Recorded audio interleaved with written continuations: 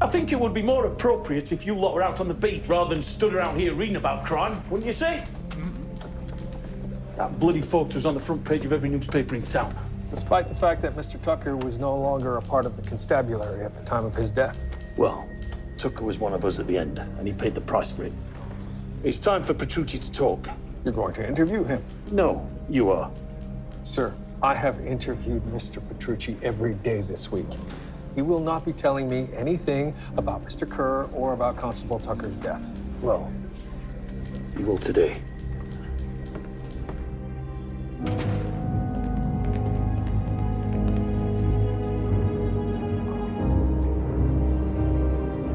Bollocks!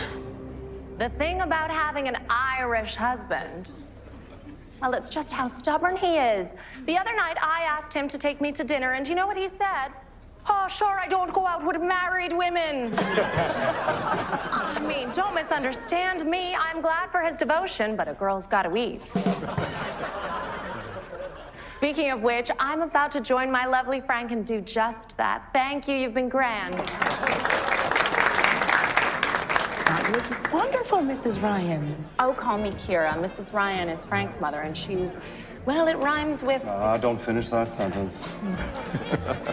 This place of yours is wonderful. I've been wanting to get to the Starbright for weeks, and this is the only way I could get Frank away from his bar. I've never felt safe leaving it in my manager's hands. Petrucci and his thugs roaming the streets. Oh, we needn't worry about that any longer, thankfully. Bound for the new side wager. Well, that'll be up to a jury. Case is set to start next week. Let's not waste any more time thinking about it. Couldn't have said it better myself. You're very impressive, Miss Hart. Running this place and working in the coroner's office. I could say the same thing about you. I'm up there on that stage. I could never do it. That's just my act. But really, I'm happiest when I'm at home curled up with Frank. Well, I'll drink to that.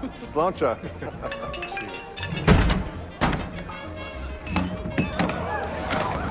Watch out!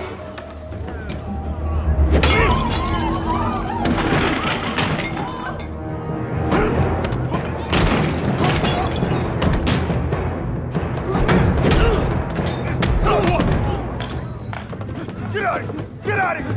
Don't you ever come back here! Get out of here! What was all that about? Well, those two certainly know how to upstage a gal.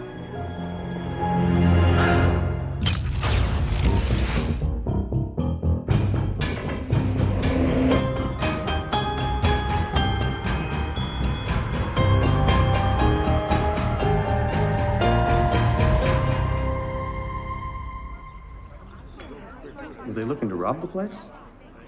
I'm not sure why they were here. Did you recognize these men? Didn't get a good look. They were wearing masks. Oh, one of them did have quite a conch on him. Get your minds out of the gutter. I'm talking about his nose. I thought they were masked. Oh, the protrusion was clear as day. Someone should tell him there are doctors who can fix those things now. There hasn't been any trouble here since Petrucci's arrest. Why now? Llewellyn, what is it? Well, I suppose the news will be out soon enough. Tony Petrucci has escaped custody. Are you having me on? I assure you I'm not. And that doesn't mean he's responsible for what happened here tonight. Then who is? Come on, dear. If Petrucci's free, it's only a matter of time before he starts coming around threatening violence if we don't pay the piper. Hold on, where are you going? My bar. You stay safe, Miss Hart. You as well. Both Miss Hart and Frank Ryan suspect Tony Petrucci was behind the attack. I'll arrange for Miss Leeming to make a sketch for a wanted poster. Is this the man that you saw visiting Mr. Petrucci in his cell? Yes, sir. Who is he? He's a one-time associate of Mr. Petrucci's, but now an enemy. Sir, if he was an enemy, why would he have helped Petrucci escape? Well, perhaps he didn't trust us to finish the job. Since when do we let criminals in for tea? And where the bloody hell is Troy? He's out looking for Petrucci, sir. Then why don't you pair of clowns get out there and help him?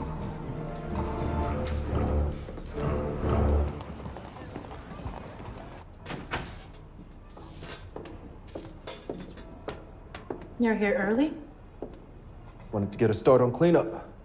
Figured you'd want us open tonight. I'm not sure how many customers we'll have after last night, or participants in the neighborhood safety program for that matter. I didn't hear any complaints on my morning walks. Folks are scared, but Petrucci's men didn't do damage anywhere but here last night. Our patrols are working. We want to keep it that way. We're gonna need more men. Which means more money. I don't think that'll be a problem. People trust you. They'll pay if you show them you're not scared of Petrucci or anyone else. How do you propose that I do that? Get out there and show your face. Do a little glad handing. Good will that be if Petrucci has already decided to wage a war? Leave Petrucci to me. I'm going to do a little digging to see what I can find out about the man who smashed up the place. All right. But be careful. Always am.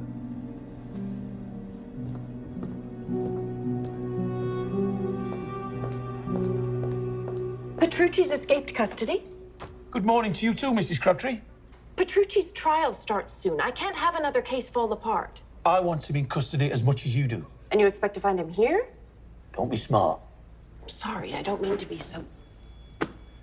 It's just Mayor Vaughn is looking for a reason to get rid of me.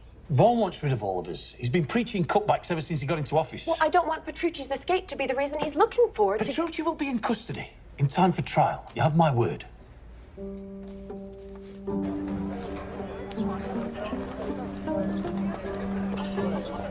Thank you for your support. Mr. Current. Miss Hart, I found one of the men who attacked the club. We had a productive conversation. And actually, Detective, hello. I'm pleased to see you both out and about this morning. How's the investigation going? No one reports having seen Mr. Petrucci since he escaped. But we'll find him. Speak later, Miss Hart. Detective. How are you holding up?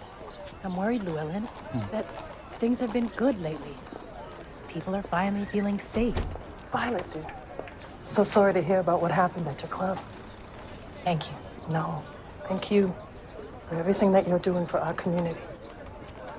I'm very grateful.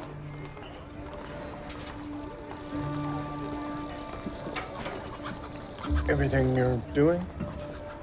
Mr. Current and I have started a neighborhood safety program. Program of what sort? One that provides advice and security against men like Petrucci. An admirable pursuit. But also one that could make you and the Starbright a target. So be it.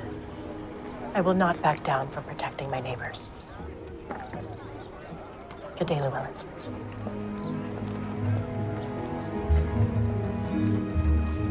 There. If you see this man, come down to the station house. Someone there will give you a penny. Hey!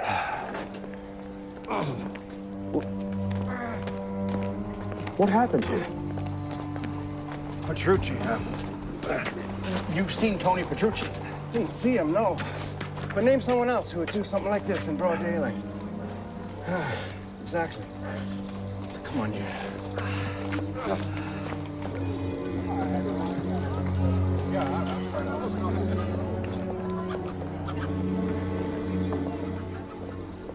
Miss Violet Hart, I presume. Yes. Hard to load up. I'm a friend of Frank Ryan's. Pleasure to meet you. Frank told me what happened last night at the club. Terrible. If you ever need anything. I'm not quite sure I understand. I'm not afraid to stand up to the bullies of this world, and I hear you aren't either. Maybe we can help each other out sometime. I don't need your help, sir, but thank you. You might want to reconsider. Ready to go? I am. Pleasure to meet you, Mrs. Violet Hart.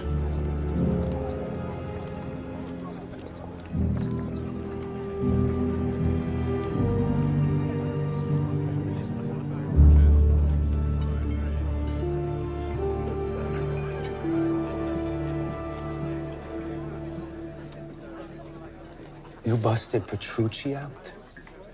Easy as pie. Why? Cops had him. Petrucci killed my brother 3 years ago. It's time for payback, and I ain't giving the cops the pleasure. Where's he now? That's not your business. Might be your business to get rid of him, though. Unless you're still loyal to him. I'm loyal to whoever holds the purse. The right response. You want me to take him for a ride to the county? I don't care where you take him, so long as he ends up in the ground. Meet Miller at the coach station by 8. Don't let me down, Morano.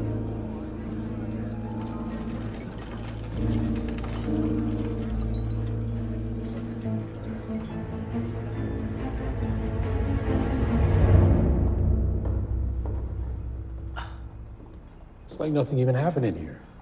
Indeed. Mr. Current has already proven himself worth his weight in gold.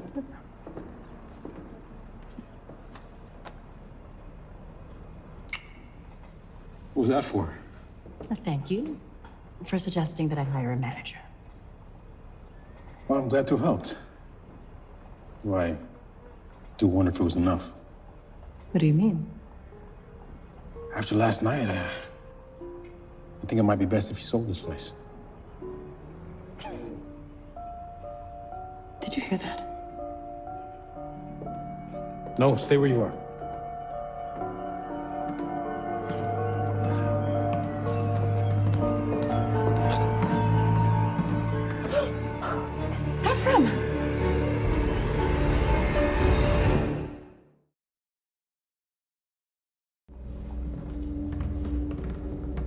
The wound was serious, but not fatal. Shot from behind. It was a surprise attack? Must have been. Is something wrong? I noticed bruising on his hands. From last night, I'd imagine. He helped fight off the attackers. The bruises were quite fresh. If Petrucci's out of jail, it's obvious who's behind this. Well, if it was him, I shall endeavor to prove as much. All due respect, what you should endeavor to do is find Petrucci before someone else gets hurt.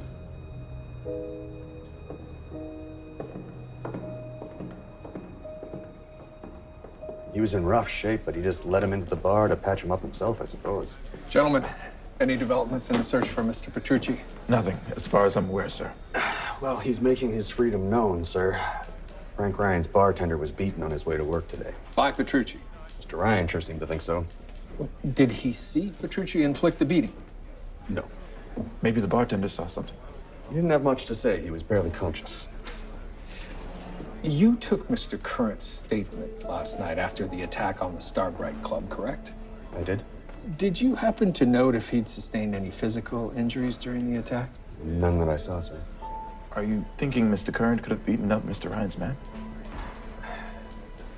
One of you go to Mr. Ryan's and ask this bartender if he recalls any details about his attacker. I suppose you wouldn't want to. Absolutely not.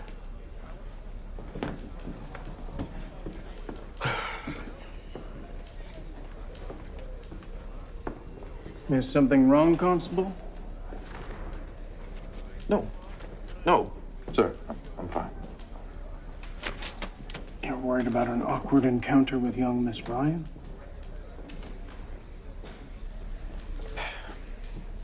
Well, she was the first woman and we haven't spoken since. And I don't know how to... I understand completely. Why don't I take this one? Oh. Thank you.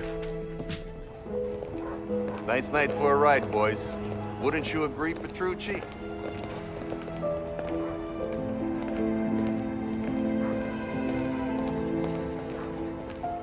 You don't need to be doing this. What do they say? The king is dead, long live the king? Come with me if you want to live. Go get him!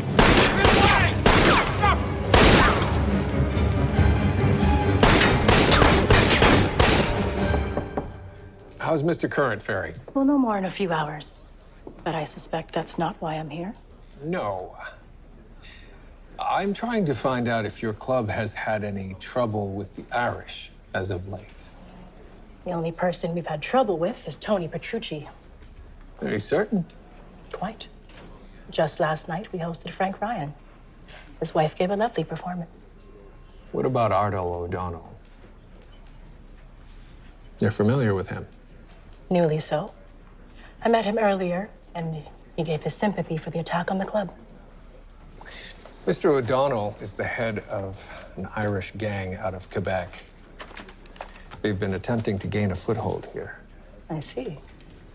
He did mention he wasn't afraid to stand up to bullies. Perhaps that would explain what happened to Mr. Current. Excuse me? Liam Trout, an Irishman who's been known to work with Mr. O'Donnell out of Montreal, was beaten this morning. And do you think Ephraim did that? Mr. Current has bruises all over his hands. I've spoken with Constable Higgins, and he tells me Mr. Current had no such bruising after the attack on the Starbright last night. Miss Hart, I'm trying to understand what is happening at your establishment right now. I can assure you, Ephraim Current is not the problem. Then what is? The problem is the police don't care about what happens in my community. I care. That's why I've asked you here today. I want to help. Thank you, Detective. But we can look after ourselves.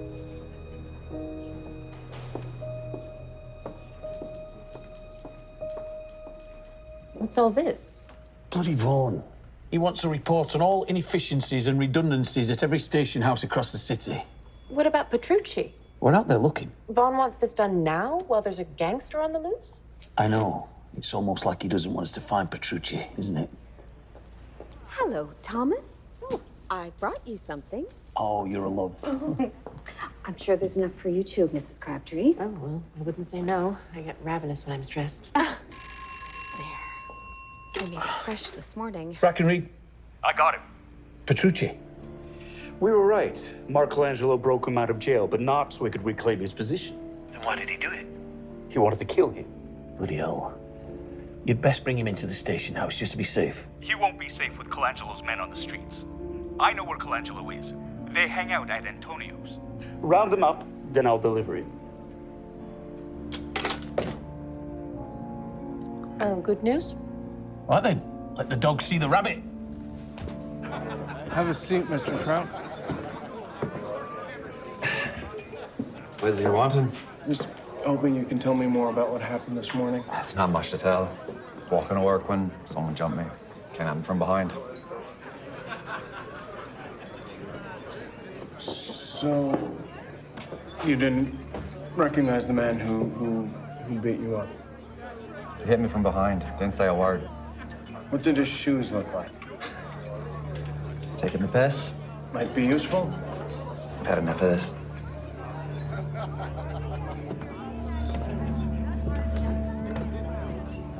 Ardell O'Donnell? I believe we crossed paths in Montreal. Llewellyn Watts. Afraid I don't recall. The pleasure's mine, Mr. Watts. What brings you to town? Just visiting some relatives. And how long have you been just visiting some relatives? A couple of days. It's interesting. There's been quite a bit of trouble here the last couple of days. Is that right? Terrible. I'm sure it has nothing to do with me. How long do you plan on staying? Look, what is this? 20 questions? Just now outside, I was accosted by a young black woman asking me how long I was staying in town. Does this woman have a name? It was Violet. Violet Hart.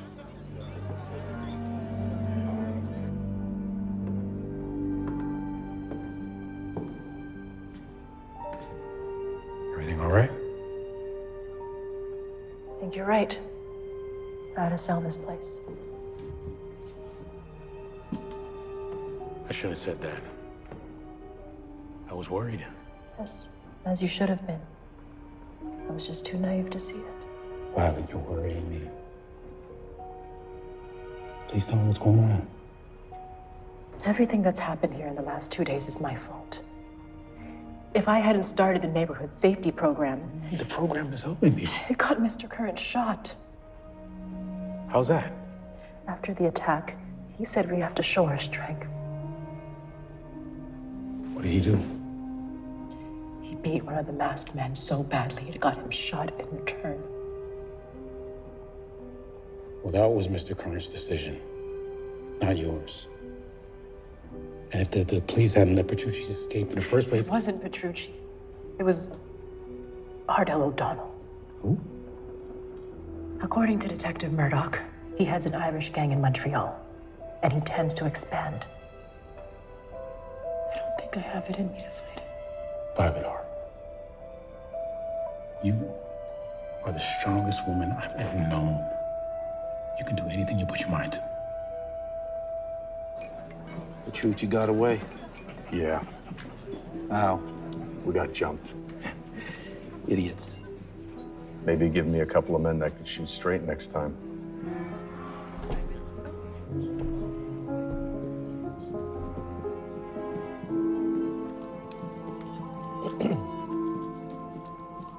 Boss, we got a problem.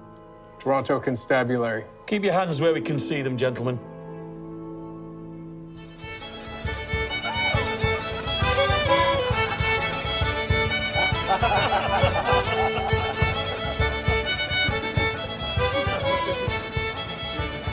Interesting place to be meeting. I confess I may have had an ulterior motive for suggesting it. Let me guess. A case. I hope you don't mind. Not at all. I'm thrilled by the intrigue. Oh, your philosophy course is not offering the fascination you'd hope, Joseph? Nothing like this. Now tell me about this case. We're investigating a pair of attacks on the Starbright Club. The spot owned by your friend? Violet Hart. How's that progressing? I've had no luck yet, but things may be looking up. That's Ardell O'Donnell. I think he's mixed up in this somehow. Barman seems impressed by him. Certainly did. Shaking hands with the big man, are ya? Had to thank him, didn't I? For what? Making sure the man who beat me paid with his blood.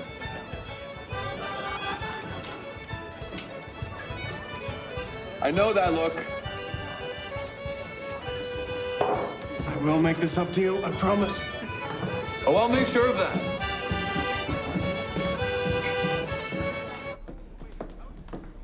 I think Ardell O'Donnell is behind the attacks on the Starbright. Yes, I believe you're right. You already knew. I suspected. What's brought you to the same conclusion? Mr. Trout said something about Ardell and Ephraim Current. Payback, perhaps? Miss Hart said she only met him in passing. If there's more to the story, why wouldn't she mention it? Right.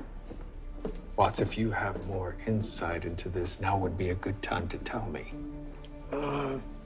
Miss Hart has started a community organization of a sort. What sort of organization would have her mixed up with the likes of Ardell O'Donnell?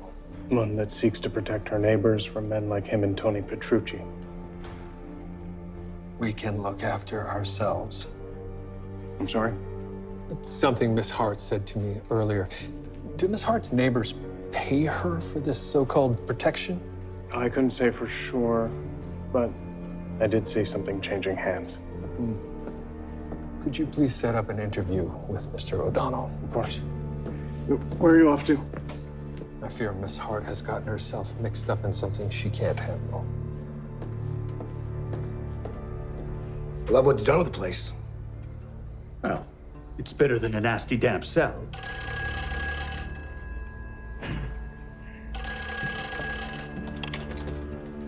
Yes?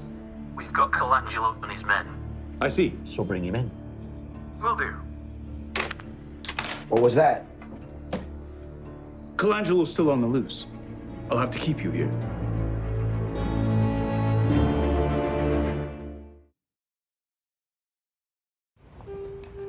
Not much of a police force.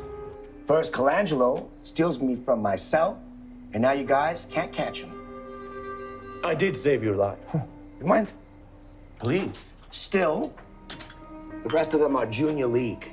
A bunch of muttonheads working for 2 bits a day. Well, we'll just have to wait and see how long it takes the muttonheads to come through. While we're waiting, why don't we work on your confession? Confession for what? Murder of the hydro engineer and of Constable Tucker. I was in jail when Tucker met his maker. We both know your reach extends far beyond the cell doors. Or at least it used to. Now I'm not so sure. Are you?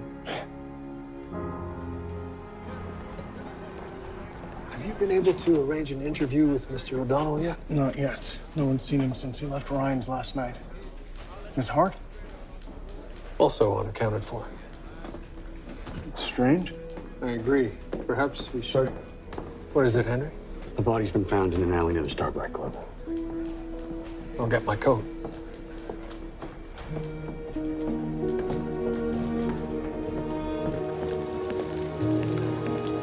Constable.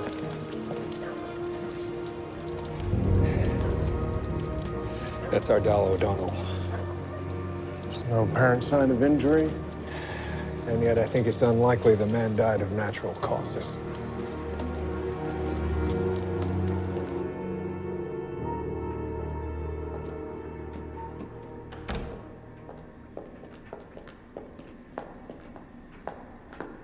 Detective, you have very good timing. Dr. McLeavy should be here any moment. Oh, really? To perform the post-mortem. You believe I have a conflict of interest, do you not? Well, that does stand to reason, yes. Well, you're right. I was furious when I learned that Mr. O'Donnell was the one who had Ephraim shot. I understand the two of you argued. Yes, but I'm not in the habit of killing those who I argue with. Where were you last evening? I tried to locate you, but you were not at home or at the Starbright Club. I was with Kara Ryan, discussing how I might find a way to make peace with Mr. O'Donnell. Of course, I'll need to confirm that. Of course. I have nothing to hide, Detective. Now, if you'll excuse me, I need to get to the Starbright.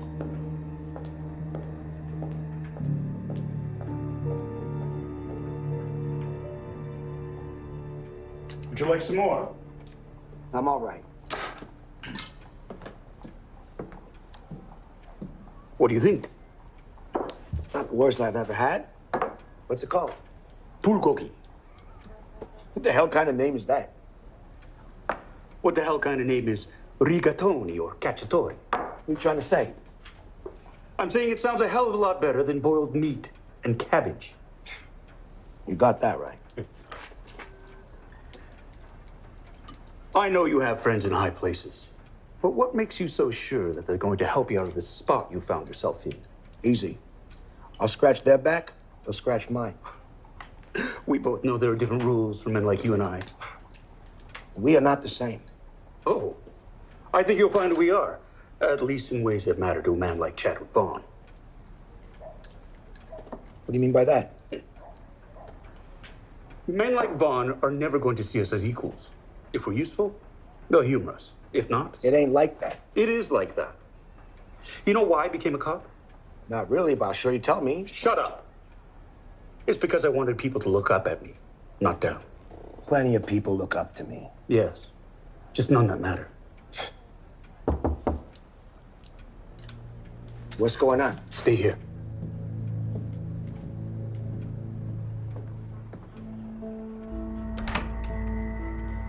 Mrs. Crabtree. Chief Constable Brackenreid told me you have Petrucci. I need to speak with him. Hey, a party girl. You're a better man than I thought, Choi. What do you got for me, sugar? Huh? A chance to save your life. Is it funnier, darling, if I'm on stage when the masked men burst in or walking back to my seat? You're writing a joke about what happened at the Starbright. Of course. Comedy's tragedy with a smile. Oh, if you've got a thirst, still have to wait. We're not open. Detective Murdoch, Toronto Constabulary. Mr. Ryan? Sir? How are you? What can we do for you? I take it the two of you know Ardal O'Donnell is dead? Ardal? Jeez. He was only here just yesterday. Petrucci's doing, I'm guessing. I don't think so. Where were the two of you last night? Not killing a friend, if that's what you're asking. Don't get testy, Frank. The man's just asking questions. We were at home. Did you have any company? Are you being saucy? It was the two of us. Why? According to Violet Hart, she spent the evening with you, Mrs. Ryan. You don't think Miss Hart had something to do with Ardal's death? Dr. McLeavy, I presume. You Detective Murdoch. Call me Steve. Have you determined a cause of death for Mr. O'Donnell? Man died of asphyxiation. I don't recall seeing any signs of strangulation. You wouldn't have.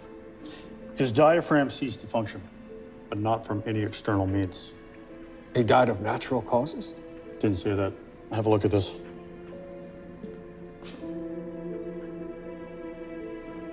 Puncture wound. He was injected with a paralytic that stopped his muscles working.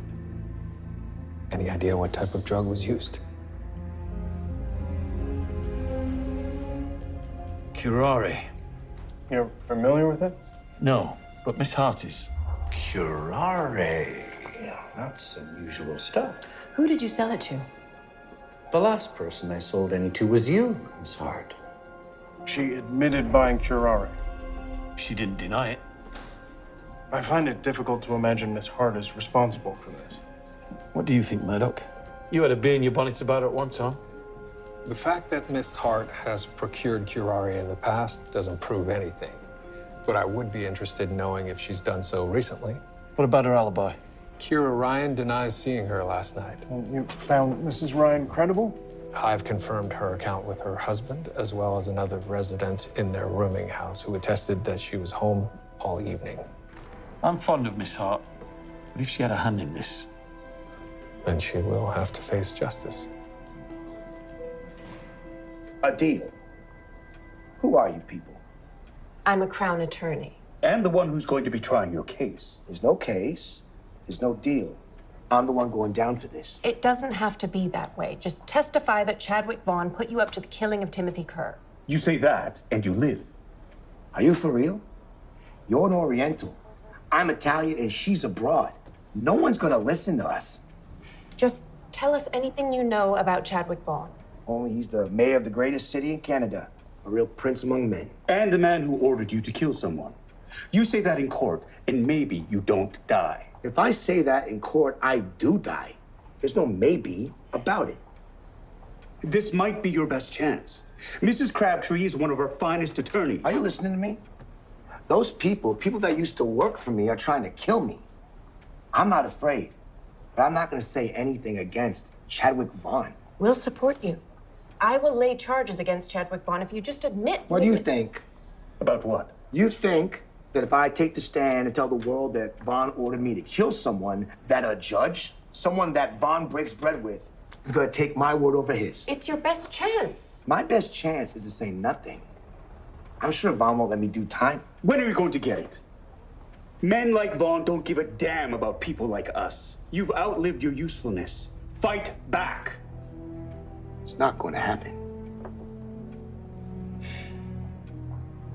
And no matter where the threats come from, I'm here to protect you.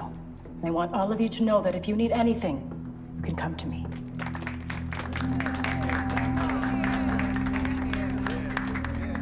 Excuse me a moment. Detective, has there been any progress in the case? Yes, but not exactly what I'd hoped for. Miss Ryan has not confirmed your alibi. That's not possible. Her account was corroborated by her husband and another tenant in their rooming house. What? This makes me a suspect. I'm afraid it does, especially given Mr. O'Donnell's cause of death. Which was? He was poisoned with curare, a substance I believe you're familiar with. I can assure you, I did not kill him. If there is something more you need to tell me, now would be the time. Are you here to arrest me? Not at this time. But if you have something else you need to say... I do not. Very well, then. Good day, Miss Hart.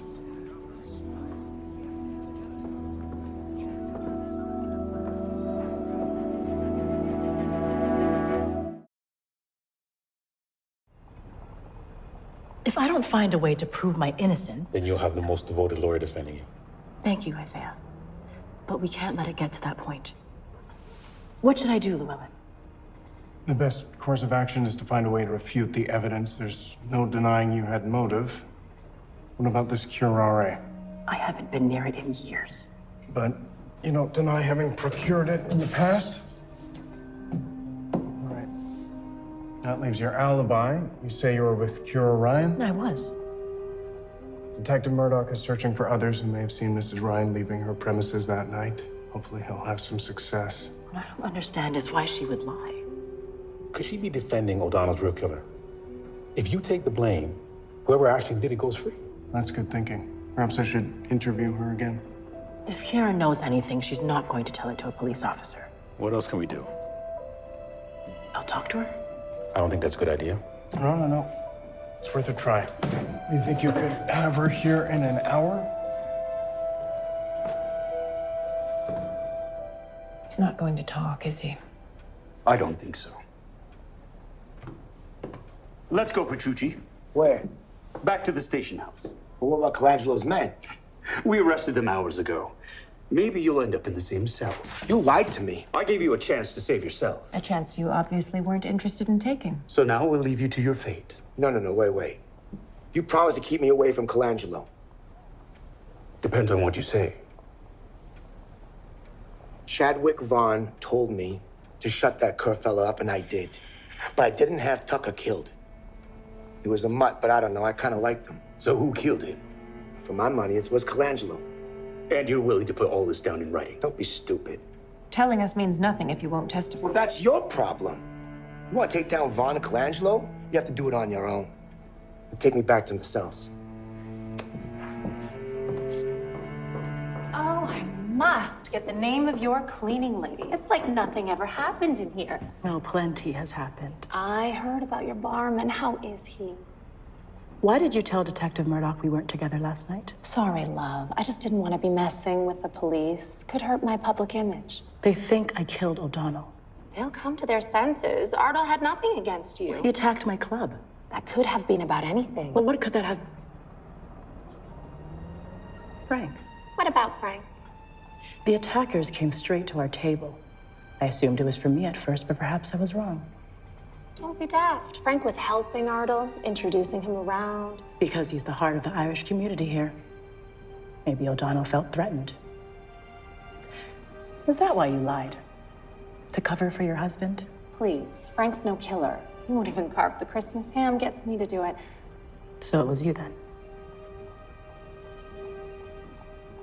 I do what I must to protect my people. Just like you with your neighborhood safety program. Well, thank you, Kira. For what? On your confession, of course. You can come out now. Good afternoon, Mrs. Ryan. What's this about? All right. You think this will be admissible evidence, Mr. Buchanan? I'd say so. Seems you're now a recording star as well. Let's get you to your next venue, shall we? And you're certain it was her? Very good. Thank you. I just spoken with the man who once sold curare to Miss Hart, but he hasn't done so recently. He did tell me, however, that he sold some to Kira Ryan. And she used it to kill O'Donnell. This is not news to you. Mrs. Ryan just confessed. I've put her in the cells. Very good, Watts. You as well. You don't seem pleased. I'm just glad that Miss Hart hasn't gotten herself tangled up in all of this. But you're still concerned about our neighborhood safety program. I am. This should be disbanded. Detective, even you must admit the black community in this city is not well protected by the police. I'm sure you're right. But vigilante justice is not the answer.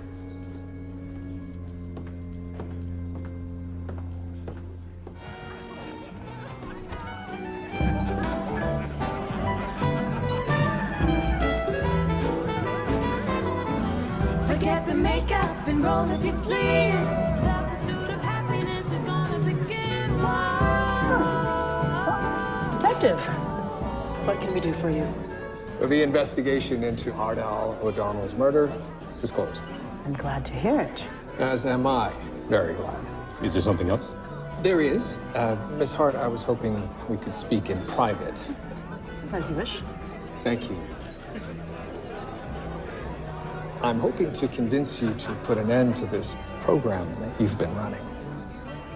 Why would I do that? You're a city official. You must realize that a program such as this could be oddly perceived. By whom? The Board of Control? By everyone. People are paying you for protection. That's not a crime, detective.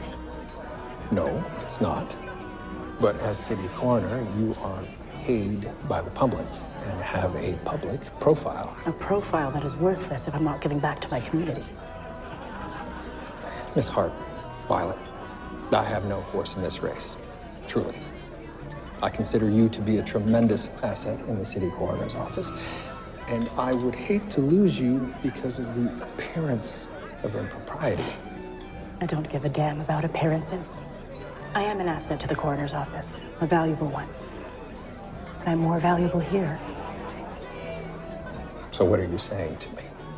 I'm saying that if I have to choose, then I choose this place and these people. My people. So be it.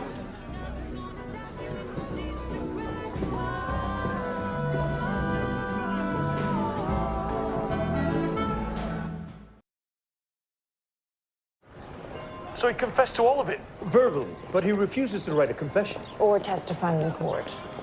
At least he confirmed our suspicions about Vaughn. And with Colangelo's men in the cells, we can find the weakest link and break it. And keep Vaughn as far away as we can until we do. What's going on, lads?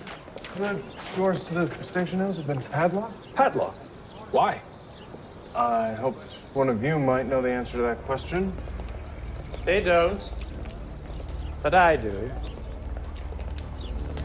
Station House 4 and its staff have been declared redundant. You can't close the station house. That's not your decision to make. Isn't it? No, it isn't. It's the chief constable's. And the last time I checked, that was me. You might want to check again. I have no choice but to relieve you of your duties. You as well, Mrs. Crabtree. Your personal belongings are outside on the street outside City Hall. And what of the men who were in custody? They've been relocated, although that is no longer your concern. You'll regret this, Vaughn. I somehow doubt that. Thank you all for your service, but that time has now come to an end. So we've got a day off. Right, lads. We're all off to the Tipsy Ferret. The first drink is on me.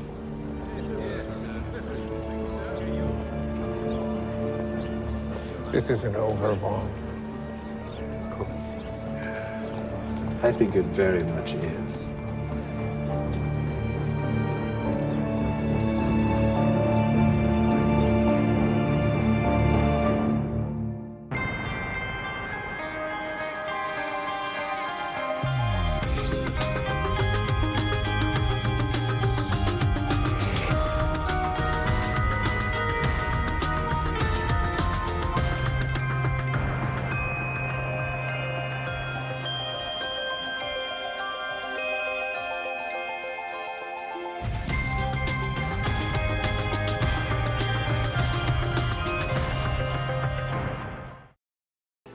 A little bit of sun is good for the body, at least for the soul.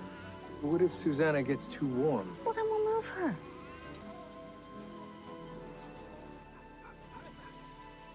Wherever is he? I want to put my eyes on that machine of his. The thing is taking him so long, it better have wings. If you want wings, go play with Aubrey Welford Crossley and his flying machine. Dee Dee. We want to see this motorcycle already. Patience, gentlemen. The Falcon will be worth the wait. Whoa, weird! I'm gonna tell you! Let's go!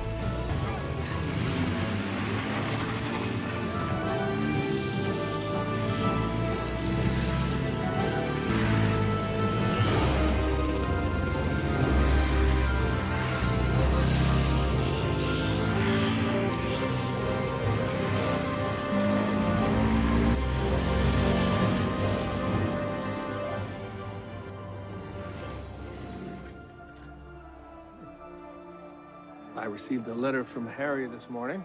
Oh? Quite well, according to him. The accompanying letter from his mother says that he was almost expelled. Girls. Lothario, like his father. No, it's right here in the icebox.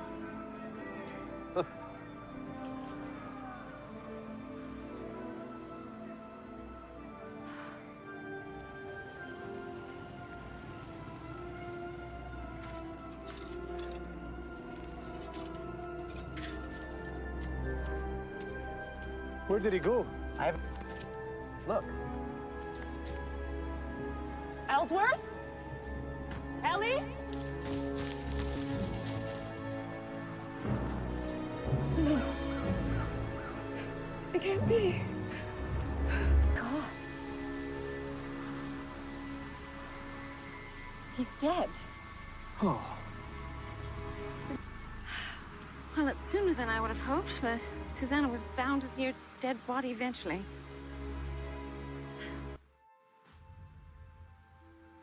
Well, Mrs. Hart will have her work cut out for her.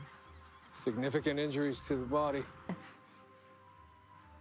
His motorcycle's in a shambles. It's a horrific accident. I wonder what happened. Maybe it's...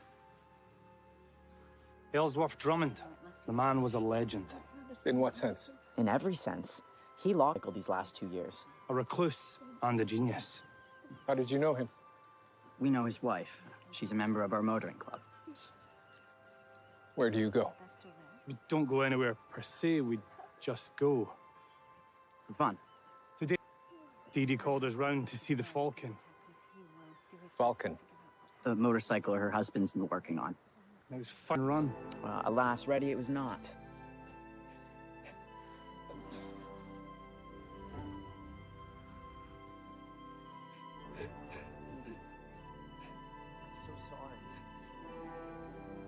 His wife's overcome. Rode his motorcycle off of a cliff.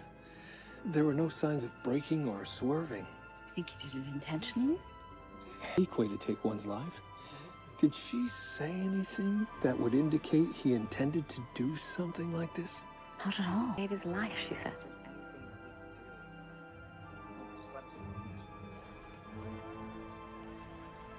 Side of the cliff. Yes, and I need to determine if it was rider error or a failing of the motorcycle itself, or being tampered with. Bloody nuisance, these. Too loud. Even with these new exhaust mufflers. Don't know they're fast. Oh, no. What? Julia, you aren't thinking of riding a motorcycle.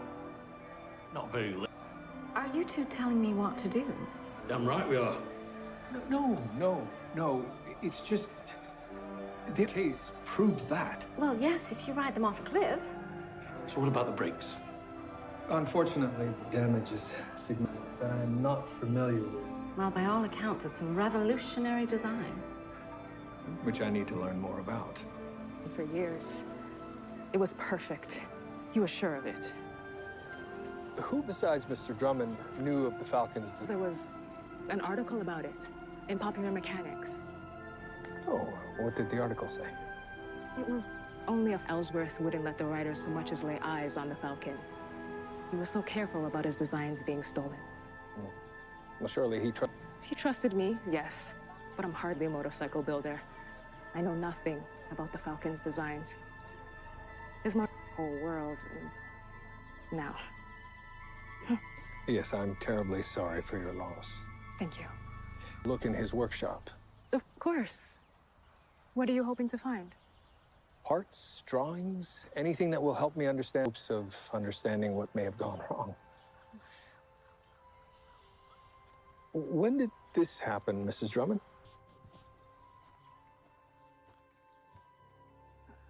I haven't the slightest.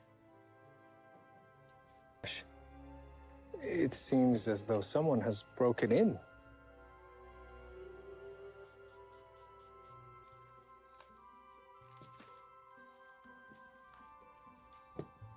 We should have called before we came. And have him duck us again? You there, are you Ellsworth Drummond? I am not. You see? This is why we don't call. The man tries to duck us. Look at this. an injection line behind the intake. Mamma mia. You're a clever. Who cares about this anyway? Where's the Falcon? Gentlemen, I truly am not Mr. Drummond. This morning, both he and the cliff. He rode it off a cliff? Oh, dear. Motorcycle man riding his own motorcycle off a cliff. We'd be lucky to die so poetically. Only by reputation. And quite the reputation it was. We traveled all the way from Wisconsin just to meet the fella. Anyhow, if you're not... William Murdoch, Toronto Constabulary. And you? Arthur Davidson. William S. Harley. Mr. Davidson. Harley Davidson. The Silent Gray Fellows. That's right. Ike. Oh, that's an amusing way to refer to a motorcycle. Bike. Sure thing. Anyhow, supposedly was running his Falcon up to 75 miles per hour, and we want to figure out how in the heck he did it. We can't seem to crack 60 on our V-twin. And anything... So, where is it? We sure would like a gander. I may be able to arrange that.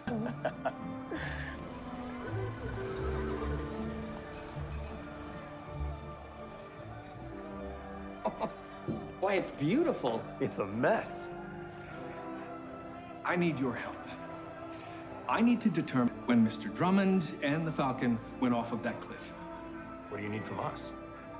Well, I don't know enough about them back together and discern what might have transpired. You need a doctor to do an autopsy on the motorcycle? Precisely. Now, my first, whether they failed outright or were tampered with. How dastardly. Say no more, Detective. We're the men for the job. Henry, I need you to sort through these papers. What are they? Some, presumably, are our plans and designs for a motorcycle called the Falcon. And the others are scribblings and doodles. So you want me to look for the designs? Yes, I need you to sort them into piles. Pertinent being any schematics and motorcycle-related drawings and such, and non-pertinent everything. Oh, sir, I got a postcard from George. They're in London. Oh, he must be enjoying that tremendously. As is Effie. Does he say? Oh, they're going to Bruges. What? Bruges. Bruges. With life, look at a map. It's in Belgium. You don't pay me enough to travel, sir. You're not missing much. I wouldn't be seen dead in bloody Belgium. Sir. Murdoch, this is Mr. Vanderwyck. I'm here about the death of Ellsworth Drummond. I came as soon as I heard. What did you hear? Well, I telephoned Drummond to see how he fared after his morning test run. Our news. What's your interest? He's the dead man's partner. Yes, I look after the financials of our endeavor. Beyond dismayed. I was set to make a mint once the Falcon was ready. Is that so? A mass production motorcycle that can hit 75 miles an hour on a standard V been ruined. Now I must start again. That's why I'm here. I understand you have the designs and the Falcon itself. The motorcycle, after all, it is evidence. Why is it being considered evidence? You don't suspect foul play, do you? Experts are examining the machine present. Experts? What experts? A Mr. Davidson and a Mr. Harley, motorcycle builders. Our investigation requires... Your investigation does not encompass rival engineers examining patented designs.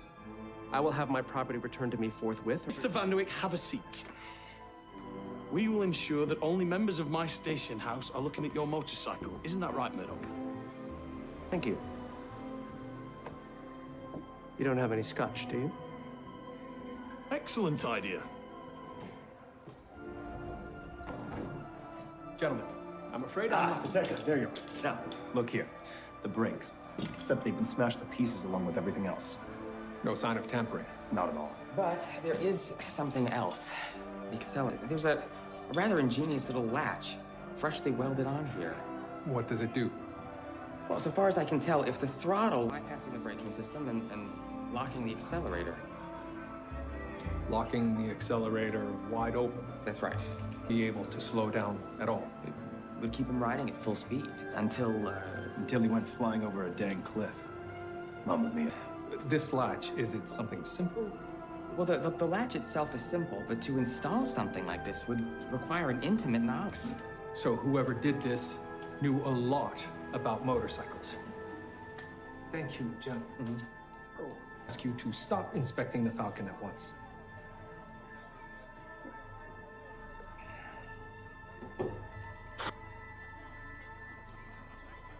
You think whoever meddled with the accelerator is one of this lot?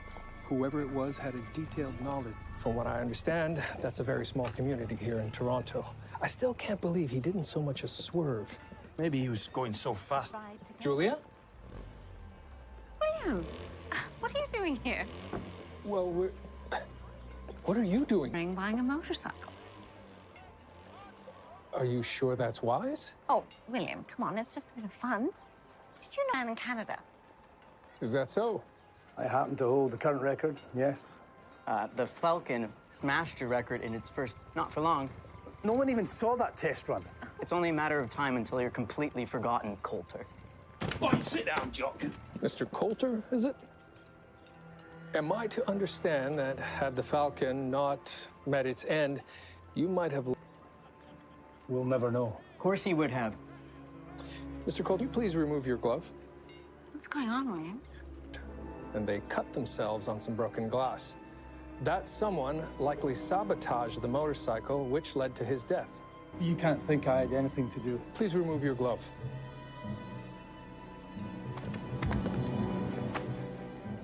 You're coming with us, sunshine. I'll see you at dinner. Yes.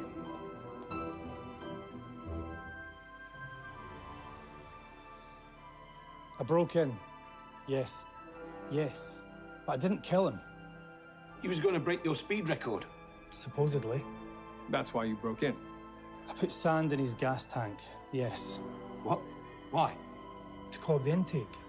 You wouldn't even be able to start the thing. Prototype to preserve your speed record. I'm not proud of it. I don't have a wife. I don't have kids. I'm the fastest man in Canada. That's what I am. You're making our case for us. So, why didn't it work?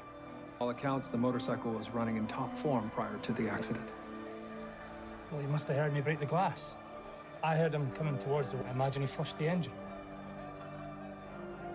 Or, putting sand in the tank wasn't the only thing you did to the Falcon.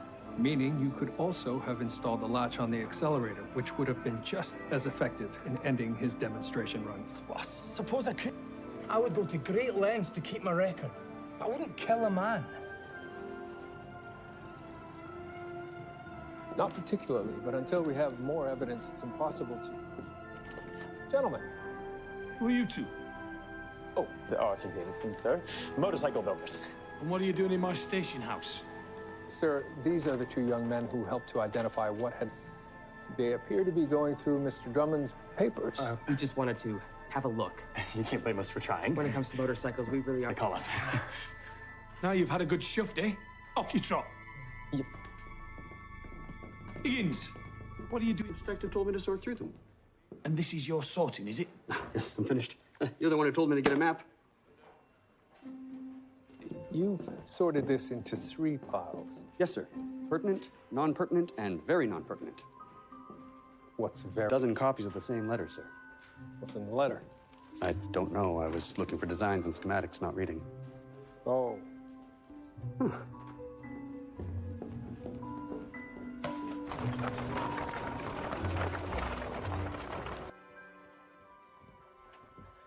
It's a letter from a lawyer accusing your husband of stealing the designs cycle manufacturer.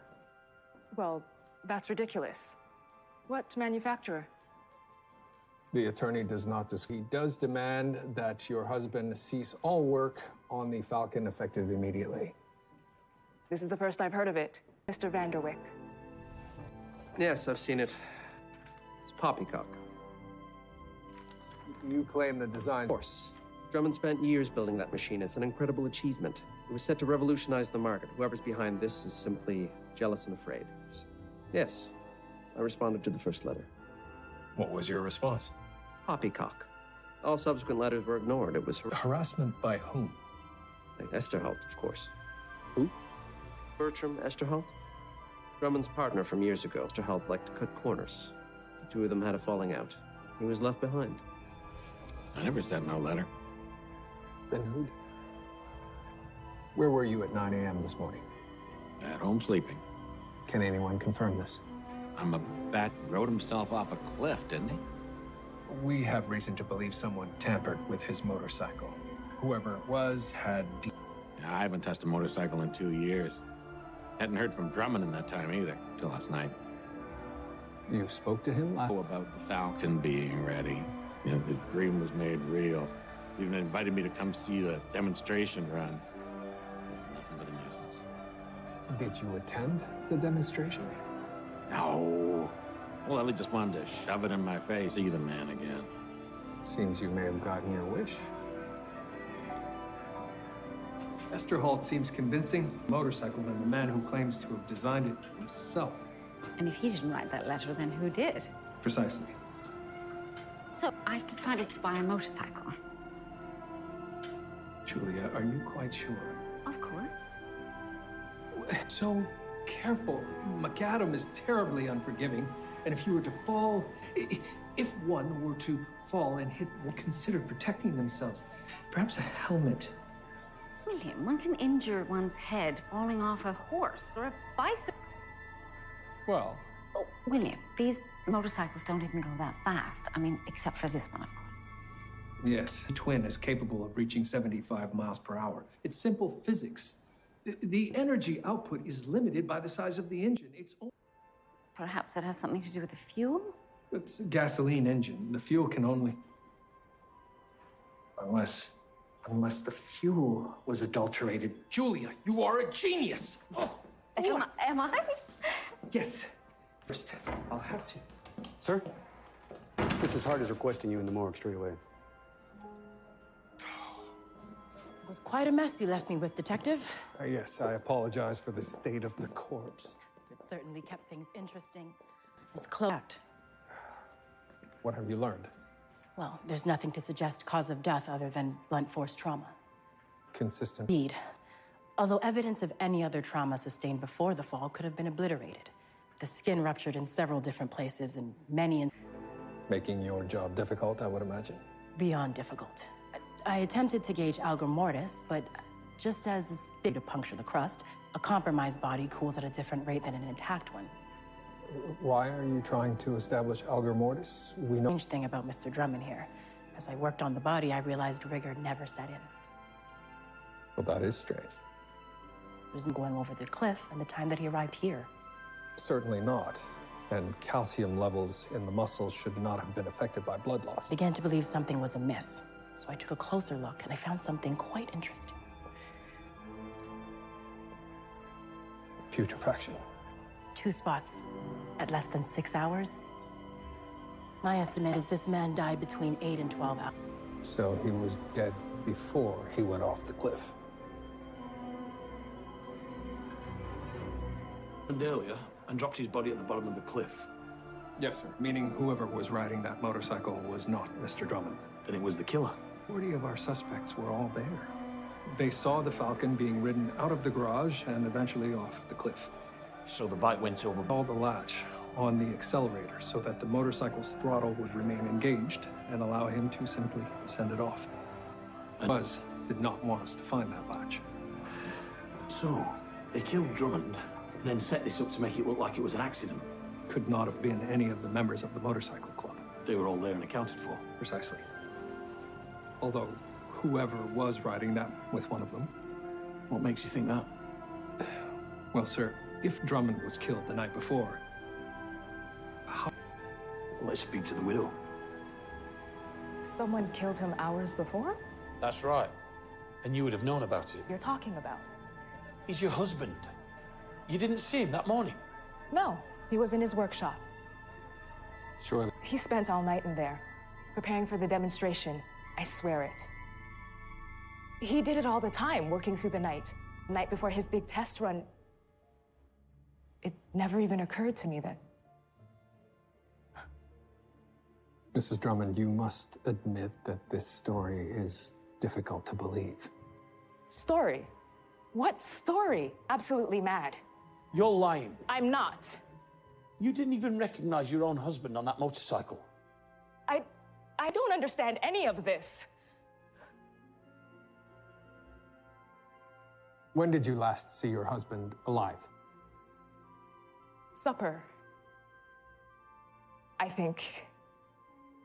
Yes. Early that, he went to his workshop and I didn't see him until the next morning. Or rather, I suppose I never saw him again. Whatever happened, I had nothing to do with it. You have to believe me. I don't believe a word she says. Sir, she was among the spectators just prior to the incident. She could not have been the rider on that motorcycle. Well, sir, there is one suspect who wasn't there, the former partner. Could be him. Yes. Contact the lawyer who wrote those letters and demand he reveal who his client is. If it's Mr. S' relationship with Mr. Drummond, and likely lying about his whereabouts that morning as well. Sirs, is that something? Leaning on a lawyer can be a delicate proposition. I'm sure he can handle it. Also, sir, I believe I know how the Falcon was able to power, and I intend to replicate it. You see, the only limitation is the volume or displacement of an engine. I intend to... You've lost me already.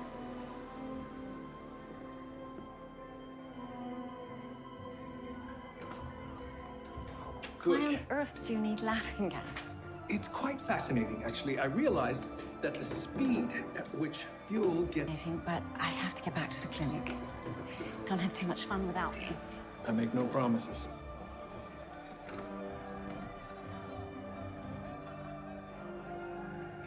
No.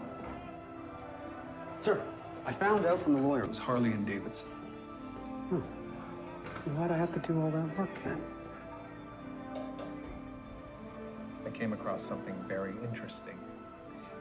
Along the fuel intake line, I found a maker's mark, HD. What do you say? It's one of your parts. In fact, the Falcon is an amalgam of many of your parts. Why you had your lawyer send all of those letters. The Drummond Revolutionary motorcycle is nothing but a Harley, it is a Harley Davidson. Oh, that's what the man meant. Should have been Davidson Harley, then people would be shortening it to Davidson. That's a mouthful. A Davy, then. Point is, he was stealing from you, and you knew it. Yes, it's true. We saw a photograph. We believe our eyes. He was using your parts to make a faster motorcycle. He was going to win all of your customers. Well, we still can't figure out how he did it. The engine is the same. There may have been a minor cosmetic adjustment, but inside, it's quite literally our V-twin. It makes no sense. I disagree.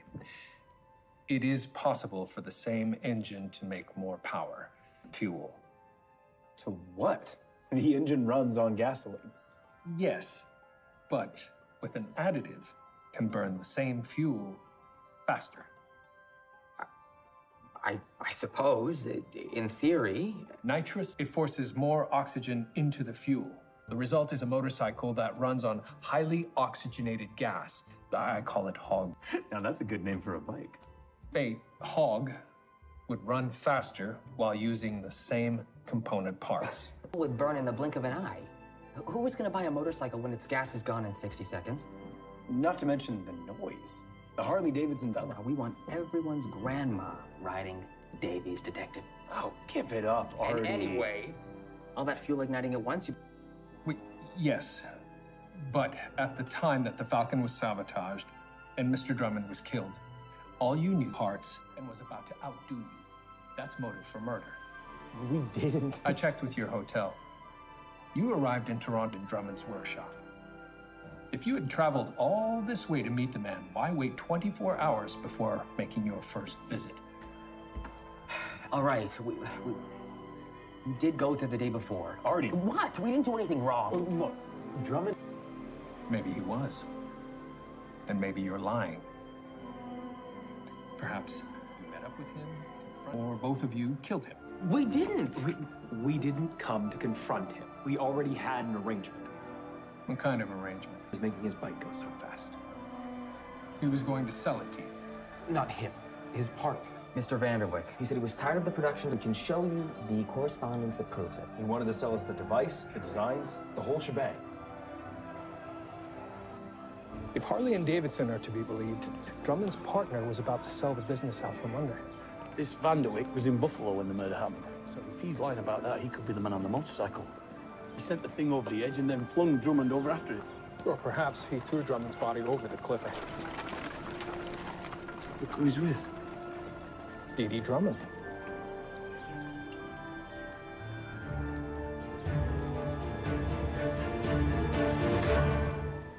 You were having an affair. He was ignoring his marriage. Yes, that part's true. The Falcon was a bust, parts. And unless you sold whatever technology Mr. Drummond had already developed prior to going to market, you would have been... Yes, that's true as well. I had to do it.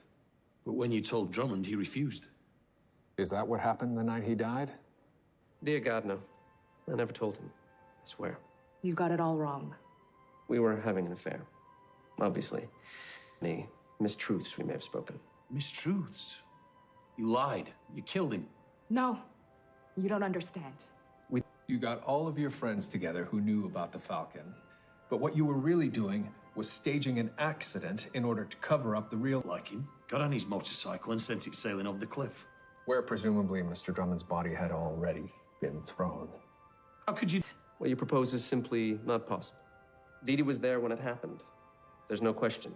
So she couldn't have done it. You were? Wasn't me either. I was in Buffalo until I heard the news. Why should we believe you? Believe me. I'm telling you. I still have the ticket. Surely I... last. Mr. Vanderwyck. Ah, here it is.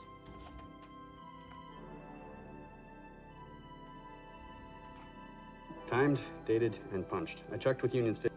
Could he have posed as Drummond and gotten to Buffalo in time to get on that train? There's no express service on a Saturday morning, sir. Maybe he drove. To make up, if the roads were paved right through, would be impossible. What if he rode? A horse isn't capable of reaching anywhere near that speed. I meant not fast enough either. He would have to have been riding the Falcon, and it was in pieces at the bottom of a cliff by then.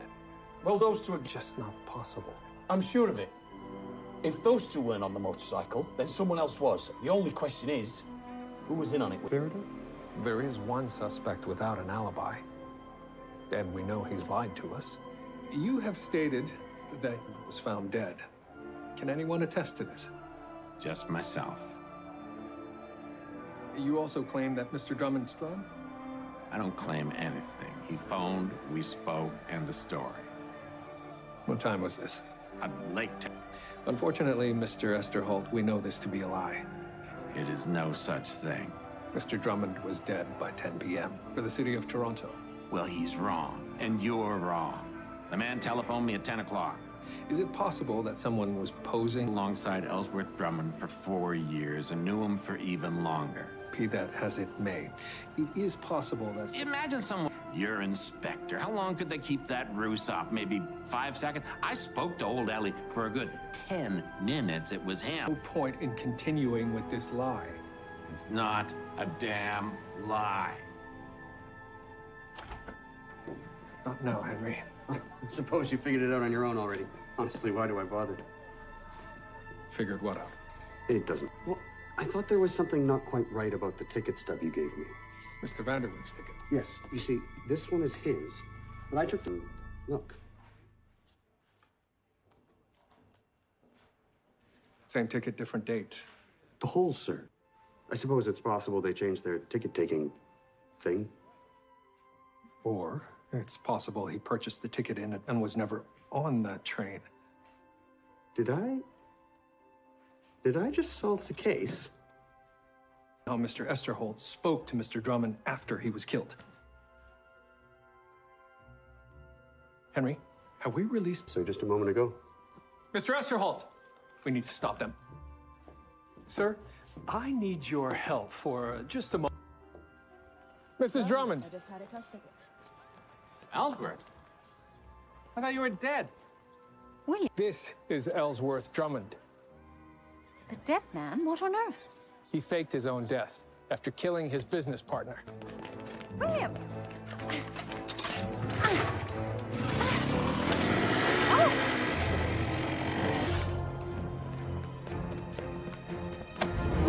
Stop! Stop! William, come on!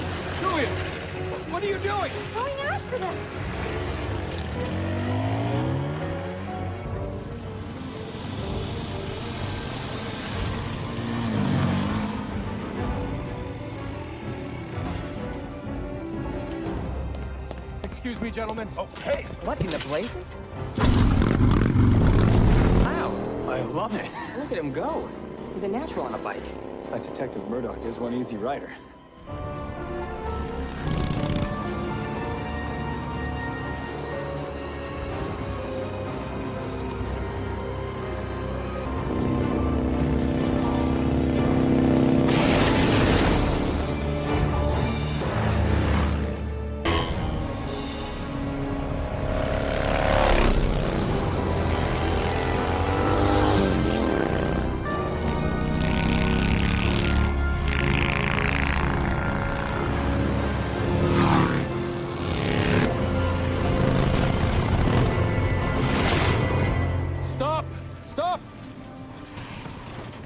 Summoned, you are under arrest for the murder of Reginald Vanderwyck.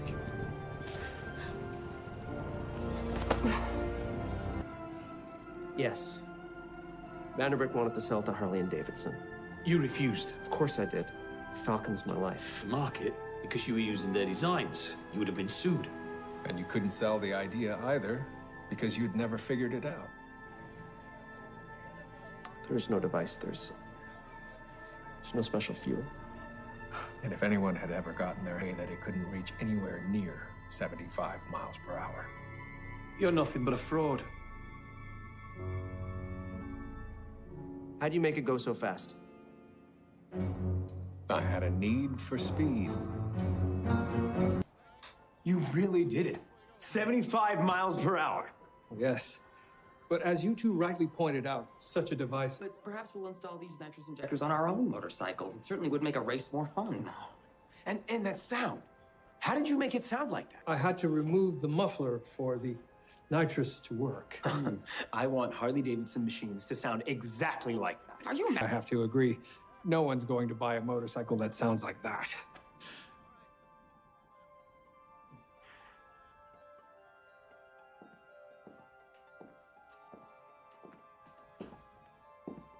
Well, what do you think? What's this? Well, I realized that leather is the most durable and effective material to prevent a motorcycle. Oh, certainly is interesting. Interesting. Nice.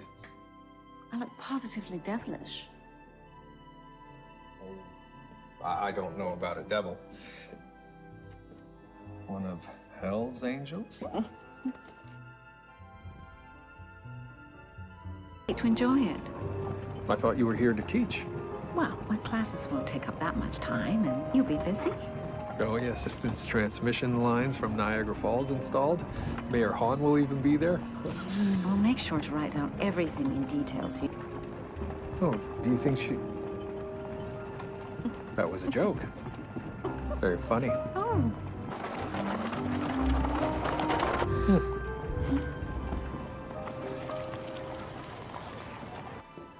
Murdoch on vacation and what's gone? This place is as quiet as a church. I wish I was paid enough to afford a vacation. Nothing, sir. Right, I'm off. Higgins, you're in charge. And I never thought I'd hear myself say that. Women treating women offers great benefit, particularly in childbirth. However, it's important to know when to seek medical attention for the mother or scenario. Please. Oh, God. Please, help him. Put him on the table. Careful with his head. You all right? Can you hear me? Can you tell me your name? What happened? I found her.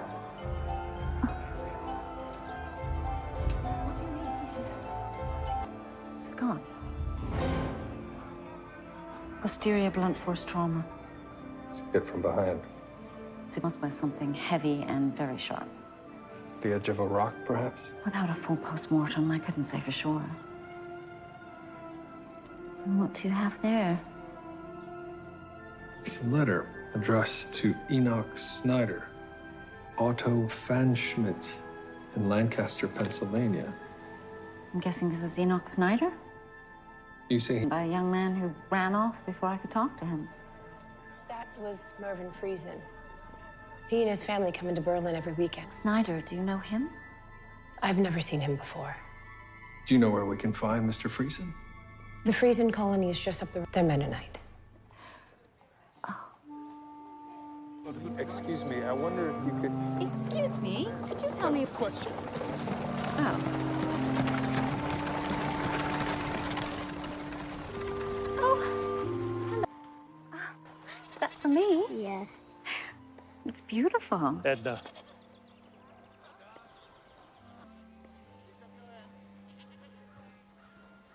Can I help you? We're looking for a... Tom, who are you? I'm William Murdoch. This is my wife, Dr. Julia Ogden. Your son brought an injured man into the Burling, was able to ask him what happened. He was scared. He said it was the Snyder boy. How is he? I'm afraid he didn't make it. No. Can you help us? Come with me. His death does raise some suspicions. How well did you know him? Not well. We were the same age, but he belonged to the other colony. Yes. There's another colony? Over the way. Why was he thinking of leaving his colony? Uncle Jebediah is an old more stringent than those we live by. Your uncle heads the other colony? Yes. My brother. And we are short of time. Enoch was a fine young man. Quiet, friendly. We found Schmidt in Pennsylvania. Does that name seem familiar to you? We still have family there, but I don't know an Otto. What did the letter... I know not of whom you speak. The last thing he said before he died was, I found her. Does that mean anything to you? Not at all. Where did you find Mr. Snyder? It was beside the road. I was driving our buggy into town, stopped to retrieve it, and I found him lying just a few steps away. Can you show us where you found him? He was laying right over here.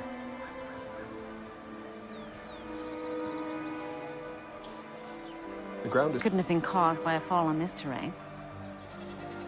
What's the matter? Mr. Snyder was struck in the back of the head, something possibly with deliberate intent. Then it was an outsider. Mennonites do not commit murder, Mr. Murdoch.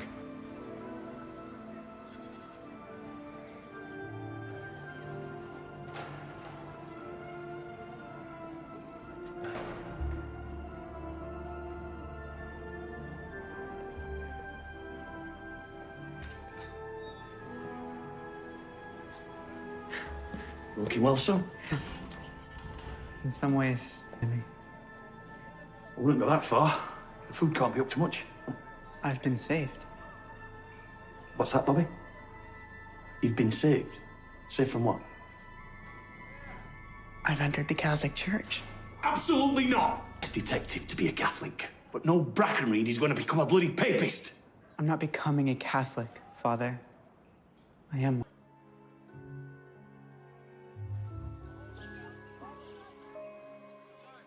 You believe he was murdered? Don't yet know. The answer may, however, lie in his colony. You will continue to run into walls of silence. We Mennonites are mistrustful of outsiders. You know people there, though. Your brother? I don't know him. There is a rift between us. I left there long ago because I wanted to marry a woman who was not from the community. Jebediah shunned me. It was like a death. We pass one another in Berlin like brother like that. The two of you have little hope.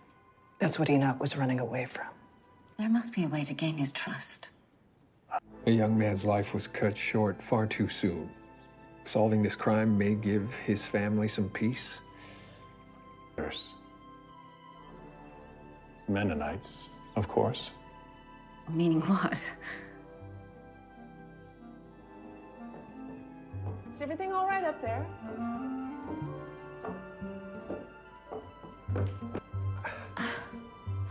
Hello, Irmgard and Cornelius Penner.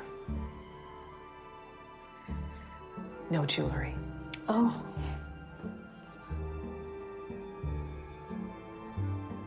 Perfect. Except for the beard, yes. Upon arrival, say Birkin Falk sent you. Jebediah knows. He is similar to ours, but with even fewer trappings of the modern world. Where do we start? Meet them where they are. They will know things the men never hear. Mind, the men will not communicate directly with a woman who is not there. Yes. Shall we, Cornelius? Yes, Irma. Irmgard. Irmgard.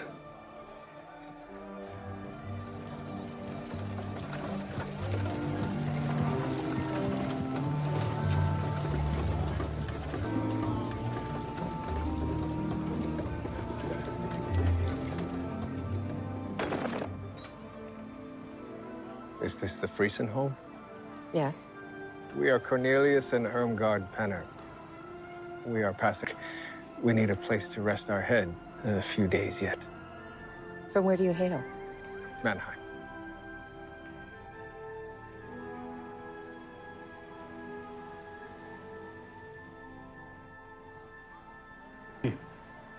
We are travelers in need of hospitality. Why are you asking for me? More generous and charitable than Jebediah Friesen. Surely the Lord said of Birken, and faithful servant. The Lord also said, you have been faithful over a little. I will make you ruler. Martha set 2 places for our new friends. You will join us for lunch. But I need a hand in the kitchen. Of course. This one slows me down, and we're busy preparing for a funeral. Follow me. I'm sorry to hear of the funeral. As are we. Working on a farm is rough and sometimes dangerous. Come from dust, and to dust we shall return. It is hard to lose someone so young. Yes. What was the young man's name? Man. Oh, hard, dangerous work on the farm was mentioned. Of course. How old was he? Enoch was not yet 20 and about. They were to be married. It is as if we've lost one of our own. I'm very sorry for your loss. Make for shorter work, Irmgard. I hope you can help prepare the faspa for the funeral service. Oh, yes, I'd be happy to help with the faspa. Where's your apron? There is a vacant farmhouse nearby where you can stay. Thank you. Martha will send your wife bread for tomorrow's breakfast. This is very generous in these trying times. The Lord does not give us more than we can bear. For these lodgings. You will repay with the strength of your back and the sweat of your brow.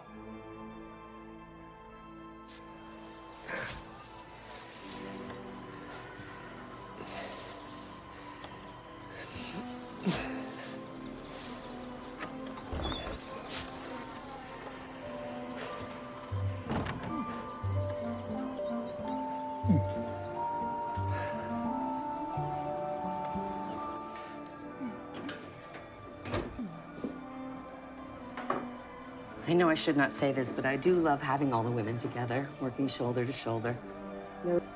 It's almost sinful to rejoice in funeral work. Sinful? No. Finding community ourselves, it's natural. You've been kneading for a while now, but your dough is... Haven't you made biscuits before? Oh, so clumsy. Should I find a tea towel? Oh, no, not that one. You know, Irmgard, let's get out of this hot kitchen for a spell. Aspen, that will not do. Come, let us to the bakery. You'll take care of that, yes, Ruth?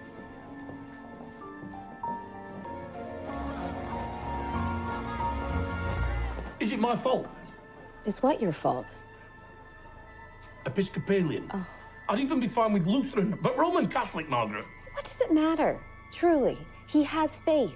If I didn't meet to an early grave. Oh, and he wants to be called Robert now. Did I mention that? Yes, dear, a few times. The faith, I don't mind. It's the mackerel snapper I can read. All right. Yes. Thank you. Speak of the devil. What's wrong?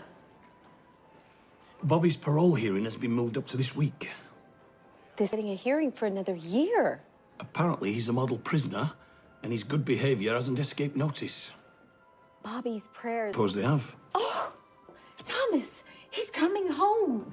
Our boy's coming home, and we're going to be a family again.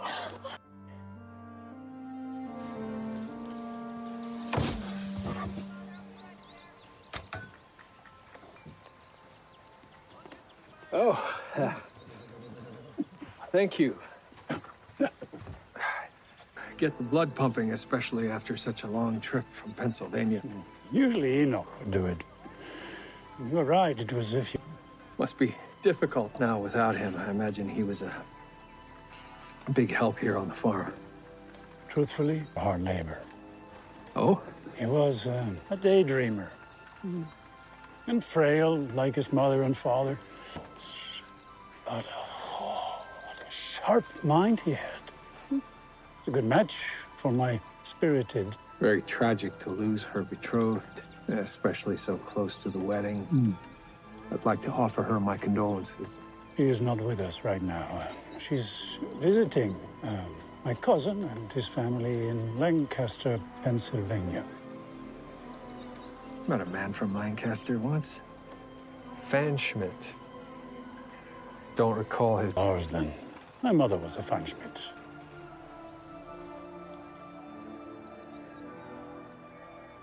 Didn't fit in with the other boys his age. But he liked to talk to the baker, ever since the man arrived. The baker's new to the colony. Oh, good Lord. How queer. See, must have run out.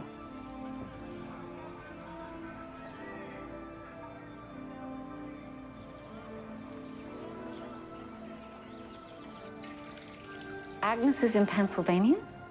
He said she was visiting his cousin. Perhaps that's who sent the letter to Enoch. I know not of whom you speak. There has to be. When I was in the kitchen with Marta, she stopped me opening a cupboard.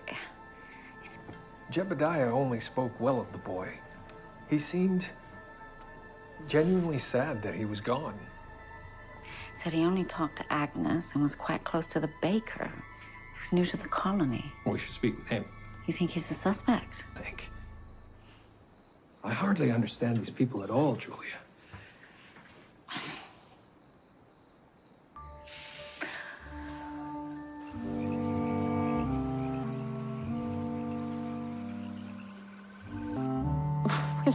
I may have overdone it yesterday. Oh, so you don't want to relocate here after all? Surely you jest. You seem to fit right in here. They don't even have electricity. It's bordering on criminal. Oh, good. They're open. Morning. Hello? Yes? Snyder. We understand you knew him. Indeed, I did. Watts? What are you doing here? Just Are you a Mennonite now? in a sense. I've not yet been baptized into their faith, but these are my family. They welcomed me when I was lost. Last we heard, you were in New York City. I had to leave. I won Canada. I didn't want to return to Toronto and found myself doing odd jobs for farmers in this area. The Mennonites was generous. I admired their peaceful lives, and so I befriended them. And moved here? Needed a man for physical labor. In exchange for the work, he gave me a place to stay. And you're their baker now. To bake bread is easy. The ingredients are simple. When I'm doing this work, And you follow their rules, believe in their faith? I do. Well, forgive, I came to know would have problems with the Mennonite faith. Some. But this is a place that prizes simplicity. And what about love?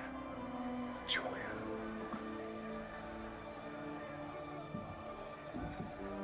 Of cruelty and injustice. At least here I can see and believe in the goodness of people. Justice is why we're here. I don't believe it. What happened to Enoch was an accident. These are peaceful people. No one here would harm anyone, let alone one of their own. Well, that may be true, but we have questions that remain unanswered. So, Something happened to that boy, Watts. We have to uncover the truth. by lying to a community of good people? Oh, but someone knows something. Help us, Watts. You were close to him, weren't you? We struck up a friendship. Outsiders can sense other outsiders. So he didn't fit. Not all the rules of this place fit with his life. He was uneasy about his upcoming marriage. To Agnes Friesen. A matchmaker. He wasn't in love with her. Do you know Agnes? She was already visiting family when I arrived. What's that? 4 months. Maybe 5. Watson, something is going on with Agnes. Something. Friesens have been nothing but welcoming and hospitable to me since I arrived. When did you last see Enoch? Before he died. How did he seem? Well, he was arguing with a woman, Sadie Yotzi. Who's... Not I would describe her as the colony busybody. She's a kind woman. She couldn't have anything to do with a murder. She might know something about has something to do with why he's dead. How would we find her? Presumably, she'll be preparing for the fastball with the other women. To do, I'll keep your secret for now, but finish your business here and go.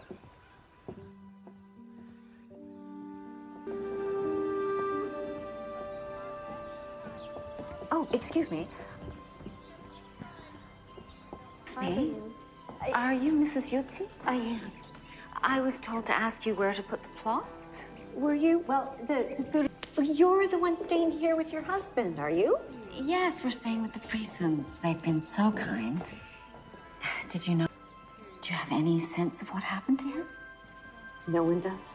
Just saddened his last hours were spent in strife. He was having a row with Jebediah that morning. I tried to speak to him about it, but he was such a private... About what? Well, he wouldn't tell me. All I know is I heard Enoch saying, "What have you done?" Do you know what he was... But if I was to guess, it must have had something to do with the wedding. To Jebediah's daughter? Of course. That's good. What have you done? That's what Mrs. Yotzi said. Jebediah has to be a suspect in this murder. Why? Because Enoch didn't want to marry his daughter? Or because he's something to her. You can't think. She hasn't been seen in months. Enoch's dying words were, "I found her." Perhaps. And perhaps that's what got him killed. Well, if that's the case, we're missing a rather large piece of the puzzle. There's something behind that cupboard door. The entire colony will be attending the funeral. Our absence would be noted. We've learned that Enoch Snyder had a public disagreement with Jebediah. And what do you make of that? We believe it has something to do with his daughter. We're going to search Jebediah's home during you to occupy him should he become aware that we have stepped away. Absolutely not. We need your help, Watts. I want no part of this. Don't you want to know what's happened to Enoch? Not like this. I'm not a detective. If I'm wrong. I do. And I know the people here are good people. I'm the last person to judge anyone's faith in justice. Someone here is lying. There is an injustice that is being covered up. You can't know that. Oh? What are you saying? That Jebediah killed him? I don't know. No, you don't. And you don't know these people. Watts, I can see why you admire them, why you admire their faith. But someone is lying and someone is hiding something, don't you? That's not who I am anymore. You're still the same person, Watts. You can't deny who you are. I've denied who I am every day of my life. It's no different here than anywhere else. Oh, Watts, hiding from the truth of who you are and the truth of what it is that you want. The only way out of darkness is to bring the truth to light.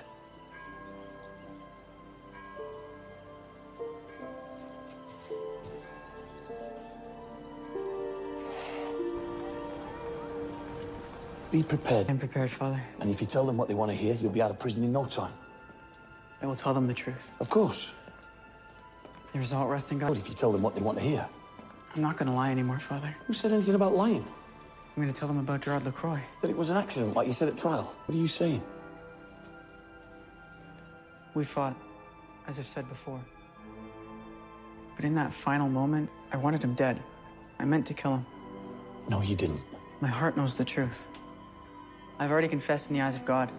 If you do that, they'll never let you out of here. You might never get parole. And if I lie, I betray God's forgiveness. So be it. You'll break your mother's heart. Is that what you want, Robert? This isn't about want, Father. Sacrifice for her. She wants you home. She'll understand.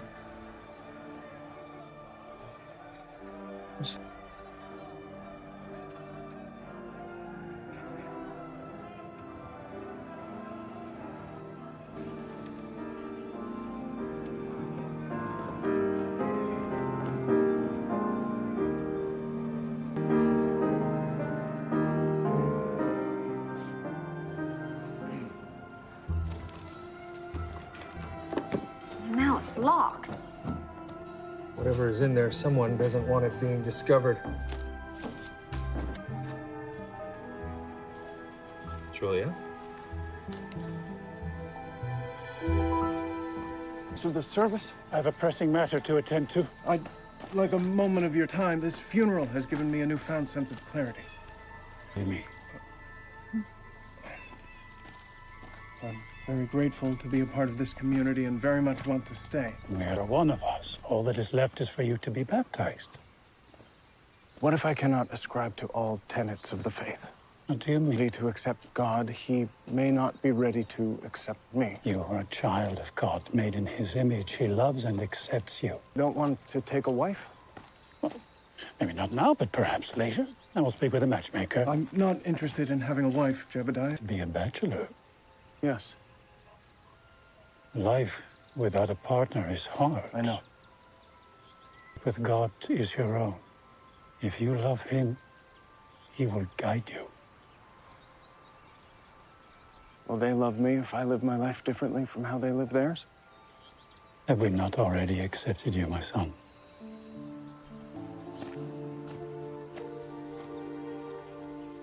This must be Agnes. There are over 24 unopened. They're all to Lancaster, but none with postage. Enoch must have been writing and writing to Agnes, and Jebediah never sent the letters. He must have sent the reply we found on him. I know not of whom you speak. That had to be referring to Agnes Friesen. So he confronts Jebediah with the letter from Otto, demanding to know... Assuming all of that is true, where's Agnes? Well, if she's not where he says she is, one must... And if she is, we may know where the body is.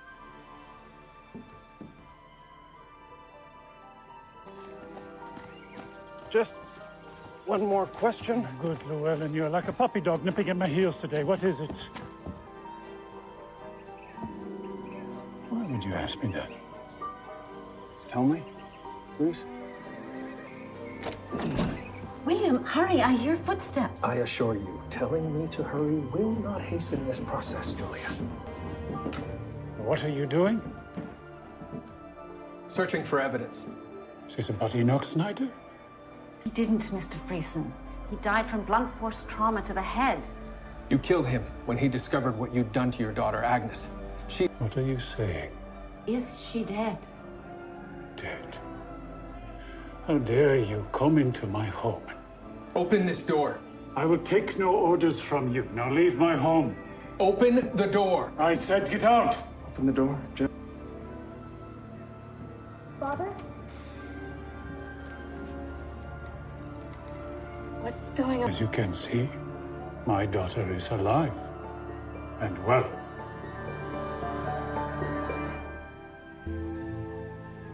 Her hands are a little swollen. Are you experiencing any discomfort? No.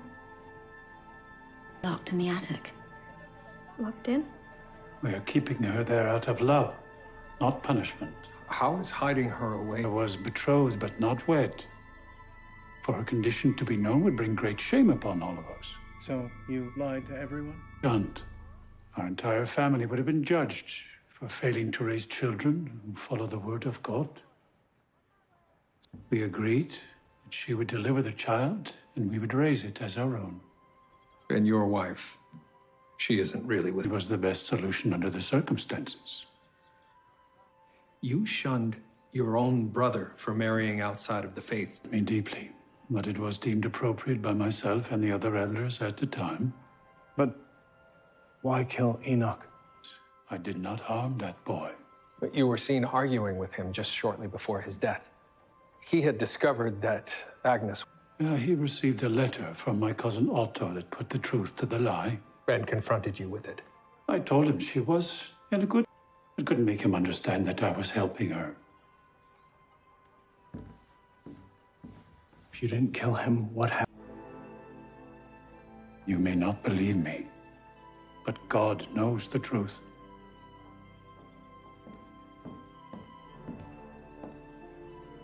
Get away from my daughter. Well, I said, get away from her.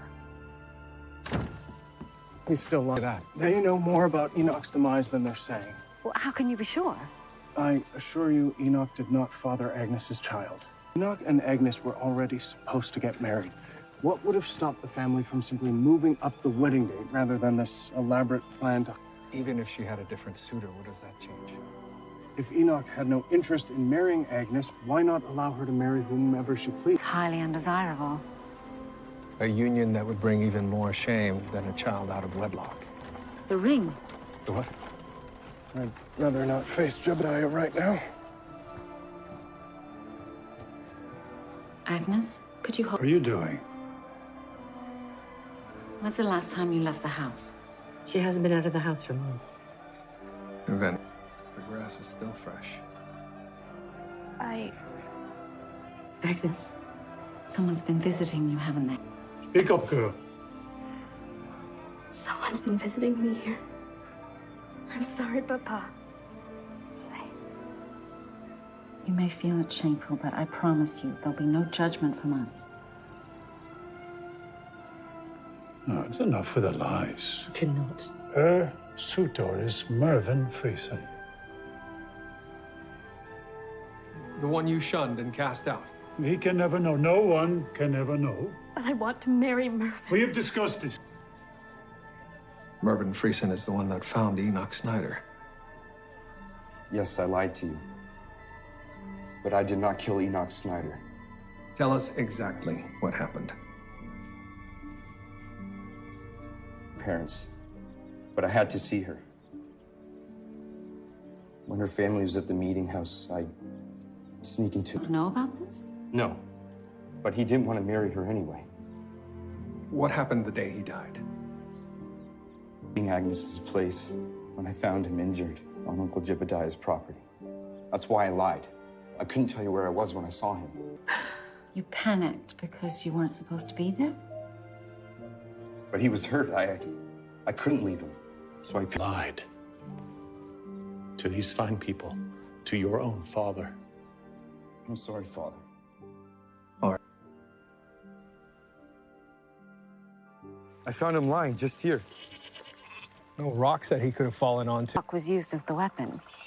There's a place back here where rock pickers leave their findings. They dump them in the creek. Right down there. It's nothing but rocks. Julia?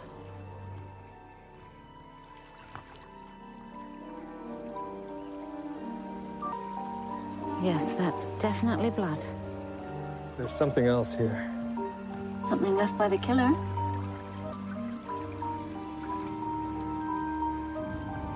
Possibly, but Mennonites don't wear jewelry. Actually, I feel as if I've seen that somewhere before. Chain in this photograph earlier. It caught my eye because I didn't think Mennonites wore jewelry.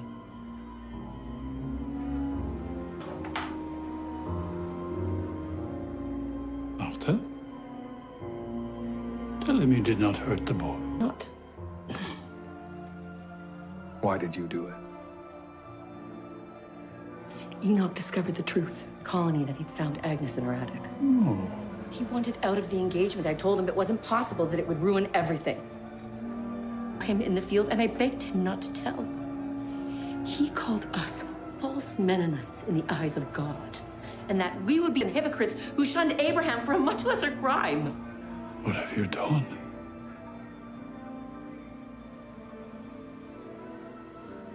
I knew not what I was doing, but I had to stop him. You are guilty of murder.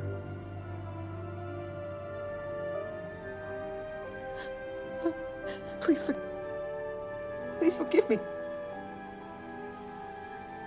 It is not for me to forgive.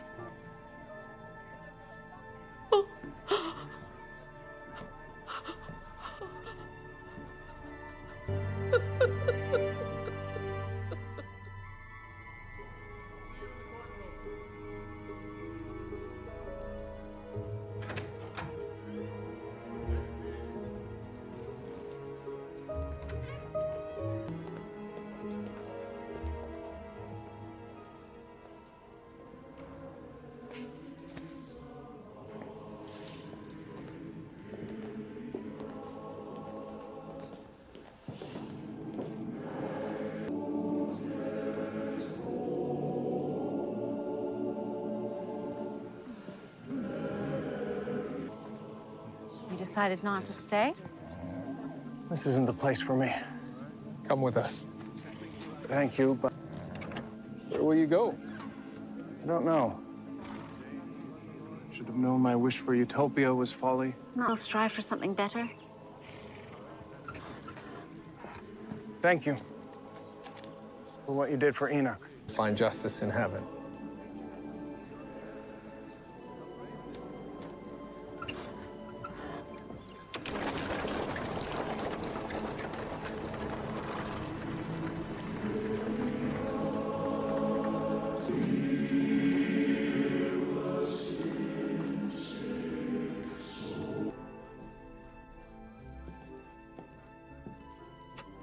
Terrence Myers. To what do we owe coming to town today? The American president? Not an official visit. He's simply en route to his summer home in Quebec. The Prime Minister has picked... Because of the trust we've earned. No, because your station is closest to where Taft will be disembarking. He's getting off at the Don station.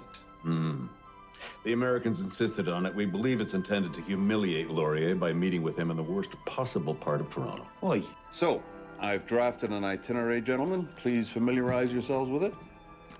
You're leaving? Yes, Why Aardvark? Oh, national security. Huh? Not national security. The last one was Zebra, and we're... Thank you. Suspicious death at the telegraph office. The one in the corner. The alphabet. Very clever. I like that.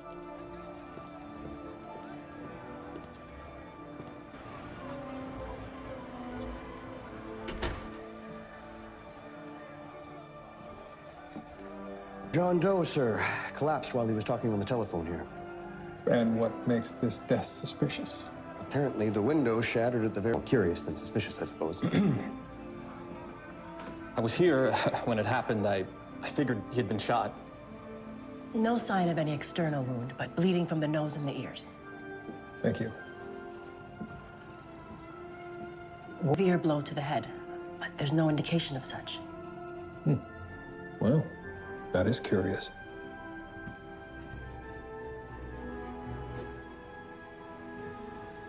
I've looked everywhere, sir. No bricks, no rocks.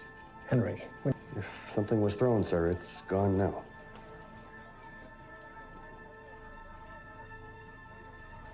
Time did this man collapse? 10:15, sir. I'd like you to stay a little while until you're feeling better. Just take a seat. Have a seat. Another one. Mrs. Dunnigan. Dizziness as well as headache and what she calls tummy flutter. How many is this now? Found who saw angels hovering over her. This is very odd. Nurse Sullivan is calling it East End syndrome. East End? That's where most of them live. Perhaps this is environmental. A localized toxin. How many is still here? Find out exactly where they were before and during their symptoms. Contact the others as well. I want to track this down. All right. His nose and ears. Yes, sir. Presumably caused by severe trauma. Yet he wasn't assaulted at the telegraph office. Maybe before. Back window smashed at the very moment he collapsed. Coincidence? I thought so as well, but then I found this in his pocket. The precise time and place of his death. I've never seen anything like it. His intestines have ruptured, and But he had no visible injuries. not just that. He wouldn't have been able to walk into the telegraph office in such a condition. He could have neither... Yet he was alive and well moments before he collapsed. Somehow this happened to him there. I have no idea how.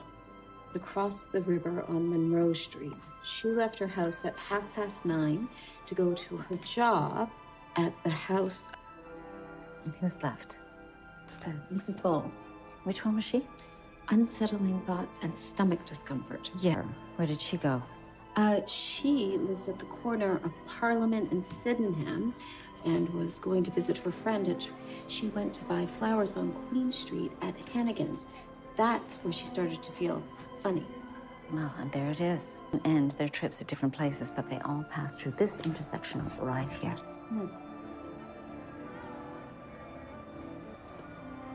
Henry? Thank you. Have you been able to interview everyone? All those I can track down, sir. And with all of those who observed our John Doe prior to his collapse? That would be... William! What are you doing What here? are you doing here? I thought this was a clinic day. It is, but I've become somewhat of a detective myself this morning.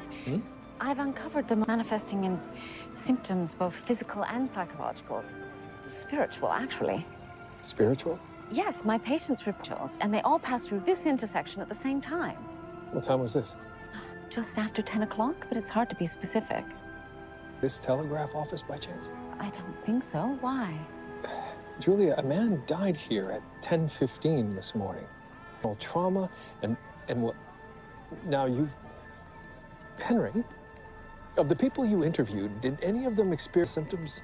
Headaches, internal discomfort, and apparitions. What, like ghosts? Or angels. No angels. A Clement Bragg said he felt the ghost of our John Doe pass through him the moment he collapsed, but I think... Yes, Mrs. Jarvis said she wanted to help John Doe, but felt the hand of God holding her down. Oh. One of the switchboard operators said she saw an aardvark, but she was obviously a loony. Please take us to her. It was nothing. I just had one of my episodes, is all. Episodes?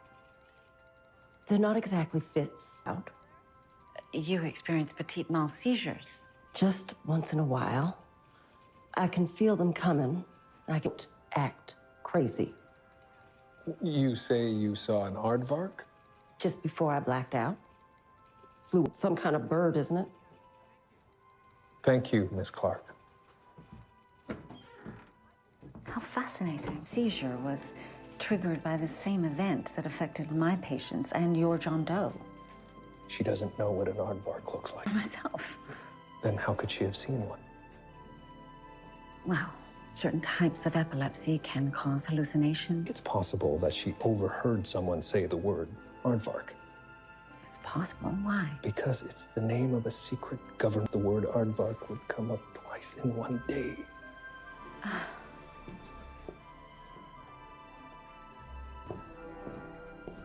Inspector, has Calvert Weston arrived? Who? The American attaché. What's he look like? May I help you, sir? No. And he's here. Mr. Weston, welcome to Toronto. This is Inspector Brackenreed. I did. We're ready to discuss your requests. They're not requests. They're requirements. Fulfill. At bloody short notice, by the way. Perhaps it would be best if I were to clarify our position. This meeting is at the request of unionists. President Taft agreed because he's already in the country for personal reasons and views this as a courtesy. That is understood. It has no official bearing effect. Now, as you know, this is the president's first visit outside the United States since Mexico, and we do not want to repeat what happened there. Of course, security is our... In charge of every person's conduct to me, and that includes you and the employees of the station. Now, hold on. Understood. This visit will be conducted with absolute secrecy. The president will have no physical contact with any other person save your prime minister, who will be afforded a single handshake upon arrival and departure. Is there any of this that is not understood and accepted? It was understood. Understood, yeah. President's train will arrive. Let's proceed. We need to talk. Another time, Murdoch. It has to do with your aardvark project. You go on ahead. You want me to go with him? No. Sorry. Excuse me, Doctor. What do you know? A man is dead. Others have been sickened. Wasn't supposed to. So, last fall, several employees at our Toronto headquarters started experiencing, which subsided after a moment or two. We assumed it was the Belgians. The Belgians? Yes, their consulate is directly across the street. Was anyone? You believe the Belgians created some kind of secret weapon? We did, but we were wrong. Were emanating from a sump pump that had become unbolted in the building's basement. And the vibrations traveled through the building? Exactly. Matched. The problem stopped, but it got us thinking. What if it could be a weapon? Of course it did. But there were other applications as well. Such as murder. This will go a lot faster if you let me do the talking, Murdoch. We contracted a German scientist by the name of Klaus Meisner to design the device. What frequencies is he? In 20 cycles per second, 13 being the default. So below human hearing. Yeah. It was a fortunate coincidence that the frequency with the greatest effect. And what is the effect? Discomfort, nausea, headache, mostly. Well, that would align with the experience of my patients. I tested to be sure, but certainly not deadly. And yet a man is dead. In manners and circumstance, deeply connected to this project. So, there's something else you should know. These devices have been stolen. We assume by Klaus Meisner. We also assume that... Well, I wish you luck. I need to get back to the clinic. Oh, are you sure? Just beginning.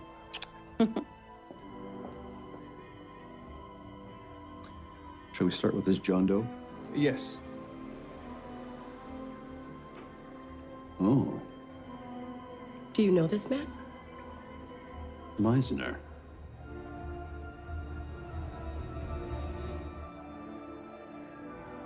Why did you think He was kicking up a fuss, suggested the program be canceled, the emitters destroyed. Why? Tell you. Where did he work? I'll take you.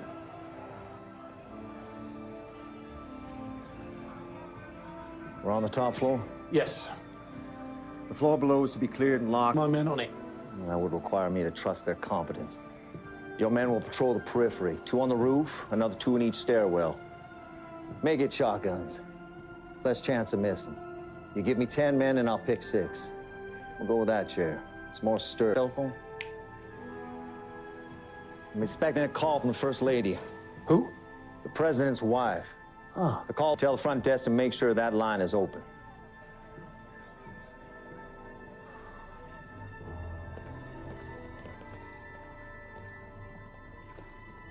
What time did Meisner die? 10:15? Why? Yeah. Left that in the door jamb. Someone's been here. And may still be here. You! Step into view with your hands raised. Alexander Graham Bell. Detective Murdoch, what a surprise. Mr. Bell, this is Terrence. He doesn't need to know my name. What are you doing here, Mr. Bell? I came at the request of Klaus Meisner. For what? I wanted to use an instrument I've built to measure subsonic vibrations. May I ask what all this is about? We believe built by Klaus Meisner was used to kill him. That's still speculation, Murdoch. Klaus is dead? My God. I spoke to him just this morning. He was supposed to meet me here at noon. Is this the emitter? It is. And unfortunately, gentlemen, would you like a demonstration? All right.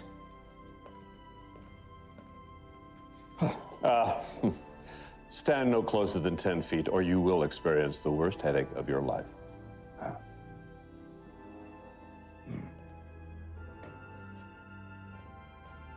Ready? Yes.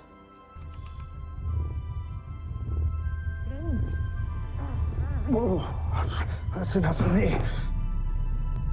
Oh. I must confess I had to retain strict control over certain muscles I only have... Common symptom. Some agents couldn't maintain any control. So, as you can see, effective crowd control, but even at this close range, the way... Yes, but Klaus Meisner is dead. What if several machines were aimed at him? Well, their waves would cancel each other out. Ah, they were to converge at peak amplitude. Peak what? Well, if the emitters, and fired synchronously, their wave peaks would converge. The resulting amplitude would be the sum of each. So, say 10 emitters, precisely arrayed, would produce an at the point of convergence. Yes, but keep in mind that the intensity will diminish the square root. Of course. Just how many machines are missing, Myers? 78? Oh, I suppose that could kill a man. Is this it? One vehicle? The president and his driver would be leaving from the station. In full view with no protection. I want 3 cars, one in the front between the station and the Dominion Hotel. These are Meisner's notes on the emitters. As you, Mr. Bell, he'd even worked out the interference patterns. I would have thought as much. He was serious about this. The devil is an interference pattern. Well, when waves interact, they either amplify or destroy one another, creating more amplitude. Rather beautiful geometry. Which would explain the effect on the people outside the telegraph office when it occupied a different node. That makes sense. Oh. That's Klaus Meisner. It appears he's conducting an testing his theories. Who is that? Meisner's assistant, Rupert Lamar. Where's he now?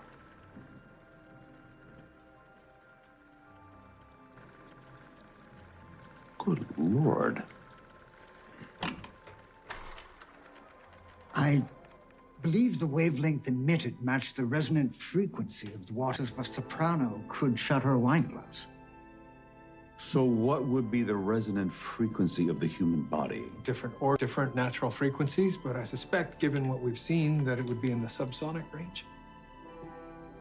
Meisner was targeted. Separate waveforms converge at a single point would require absolute precision in both location and timing. So how could they possibly exactly the right place? Very true. A few feet to the side and the effects would have been very different. He was at a specific... He was on the telephone. Of course. Whoever triggered the devices was possibly on the phone with him at the time. Call them? Or they called him.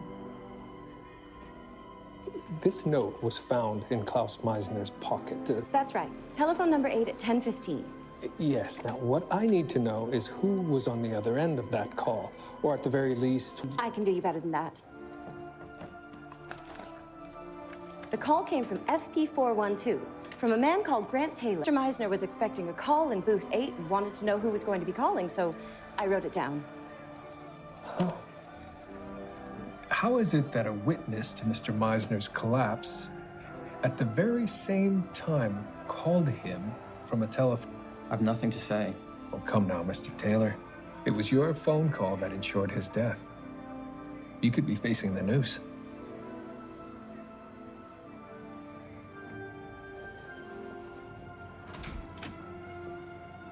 So we know the waveforms converged at the telegraph office here. So you're saying the emitters are located along the... Or part of these. 87 feet, which corresponds to 13 cycles per second. Let's start kicking down some doors. Something's happening, Move, both of you. I believe we're under attack. It's not that severe. We must be inside one of the nodes, but we're not the intended target.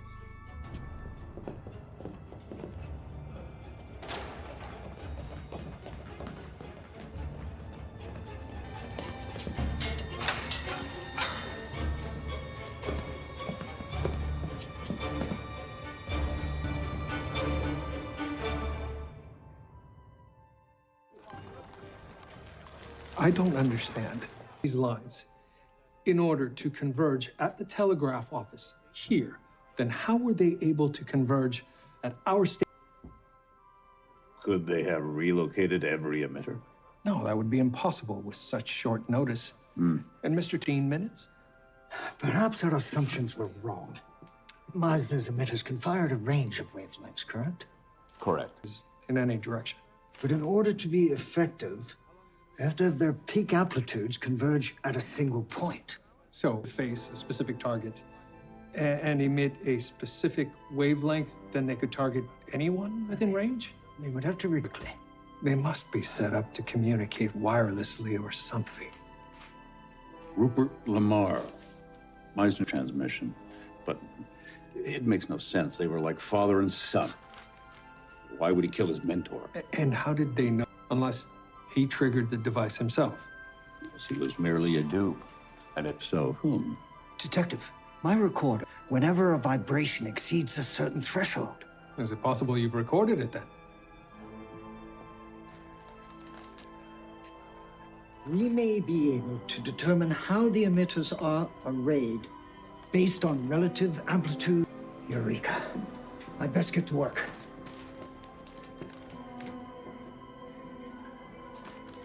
Mr. Taylor's finger. The tattoo was obscured by his ring. We've seen. We have. 3 weeks ago, we uncovered evidence of a group of rogue agents calling themselves the Soldiers of Colombia agent. You know him as Alan Clegg. Clegg? It's impossible. Clegg is dead. Seen? The tattoo was identical to this. But surely Alan Clegg didn't survive rabies and a tumble over. Soldiers of Colombia are more than one man. You may recall we found the same tattoo on the hand of Agent Morris. It is their symbol. In any case, they made it to invade and annex Canada. And what better provocation than the assassination of the American president on Canadian soil using a code service? We need to talk to Prime Minister Laurier. All we know for certain is that the soldiers of Colombia are involved. This is the worst news at the worst possible time. Yes, sir. And so they've already disembarked from the train. They'll be here in a matter of minutes. Well, then we will inform them upon arrival. Would that even help? Emitters. Can target anyone, anywhere? Not exactly, sir. Each emitter has to be individually recalibrated for each new location. Then as long as Taft keeps moving, he'll be safe. Sir... But you saw how they reacted to Mexico. Consider the repercussions for Canada. Remember, we need this trade agreement far more than the Americans do.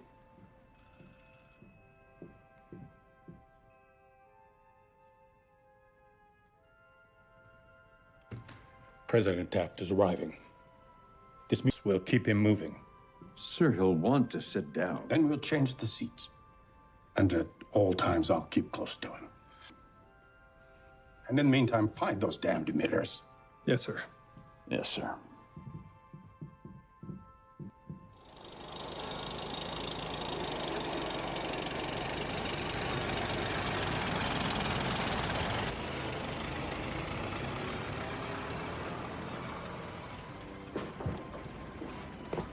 All right, lads, yes, need the president. I'll inform the inspector. I'll see if Mr. Bell's had any luck. Let me through. Sorry, sir. Alfred. Thomas? Oh, we have a problem. Mind the curb, sir. Your back hurts, sir.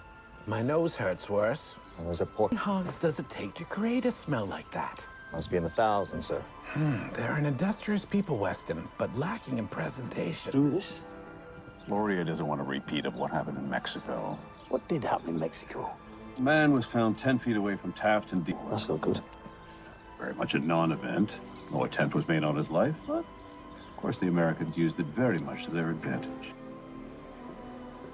Any luck, Mr. Bell? Well, as you know, I intended to infer the source from the amplitude and frequency. Impossible. In fact, might I say, blooming impossible. I was ready to call it quits when I discovered this. Starts exactly 3 minutes before the attack. Each pulse separated by 1 second, and each a unique. The emitters are firing in sequence. I believe we're looking at the primary wave, and this is the pulse. They're arrayed in straight lines. By Jove, yes! Made at right angles to each other. If this is the station house, what's the 13.2, two wavelengths, 171 feet. So if we assume the direction of the telegraph office, 171 puts us at the intersection of Sumac and Queens. 100 feet. What's all this? We found out that the emitters are arrayed in 2 lines intersecting at the... Puts us at the western edge of the Dominion Hotel. Or Captain Laurier are meeting. Could the emitters be hidden in the... Top 2 floors have been secured. The soldiers of Columbia could have rented every room in the bottom 2. Please continue your calculations, Mr. Bell. Head. You check the basement, I'll start in on the first floor. Right there.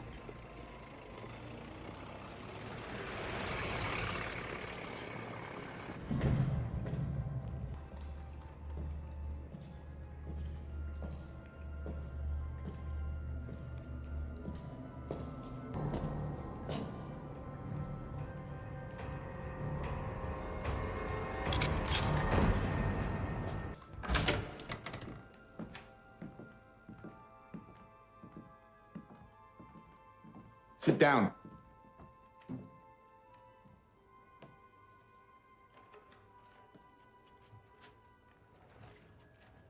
Alan Clegg. Well, hello, Detective.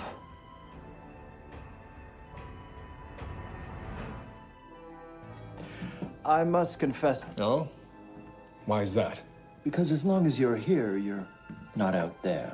You see, you no longer present the threat of discovery. B as well, because you now have a front row seat to a defining moment in history. And what defines this moment? Your arrests? Your execution?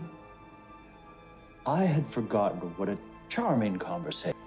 Yes, there will be an execution, President Taft, of course, but you as well. It's an unfortunate necessity, I'm a detective, that I harbor no ill will towards you, personally. We know about your secret weapon. You can aim at a specific point, but not a moving target. Well, President fellow, how is it exactly that you intend on keeping him moving for a full hour? We don't have to. You have to adjust every one of your emitters. That's 78 separate measurements, 78 separate calculations, 8 commands. It's one measurement, repeated 78 times. They're arrayed in straight lines equidistant. The same function applies to at every emitter. Yes, we recorded your test transmissions. I know the exact wavelength of each action. You don't know which wave. I was able to find you. And yet here you are, all alone. House of yours could possibly figure it out. We have none other than Alexander Graham Bell doing the calculations as we speak.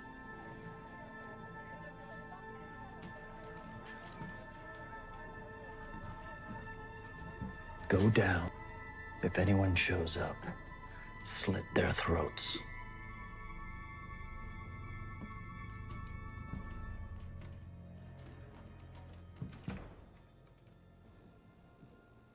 Mr. President, I'm sure.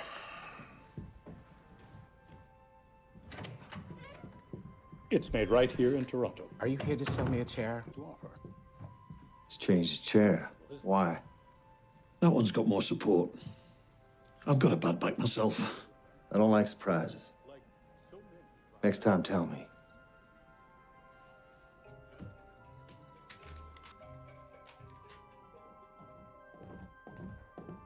Ah. Did you find the emitters? No. Or are they at the brewery next door? We even checked the barrels. How odd. According to my calculations, they are in the... Where's Detective Murdoch?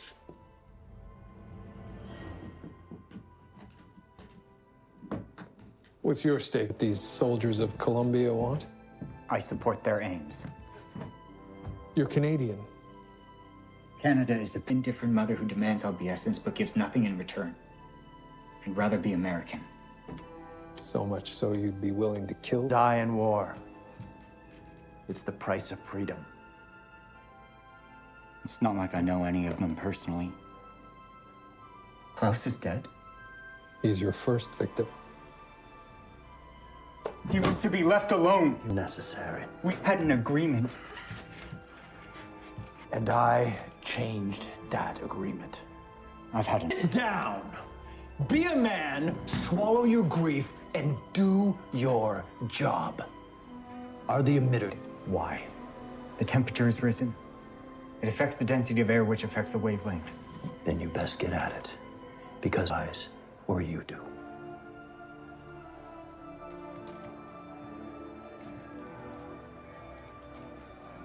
Help me put a stop to this. If we fail, he'll shoot me. If we succeed, I'll be arrested for murder, predetermined.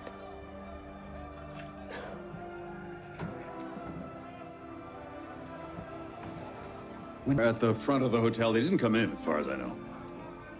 Well, according to my calculations, the emitters are arrayed along...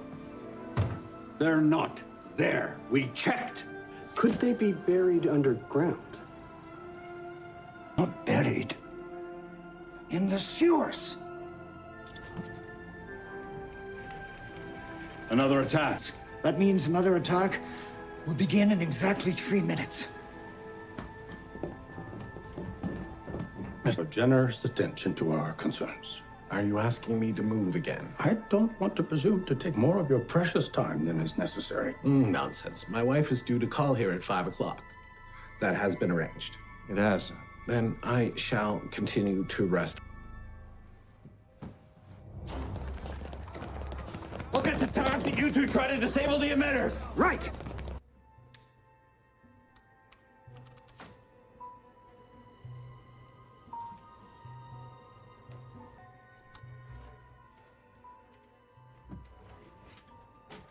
Are the emitters ready? Just finishing now. Good. I wish I could see the look on his face when he hears my voice instead of his wife's.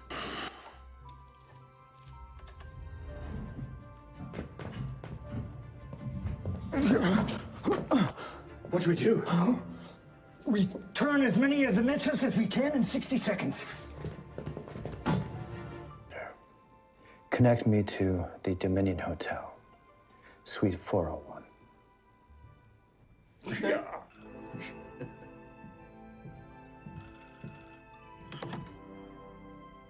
Yes? It's time. Mr. President, First Lady for you? Right on time.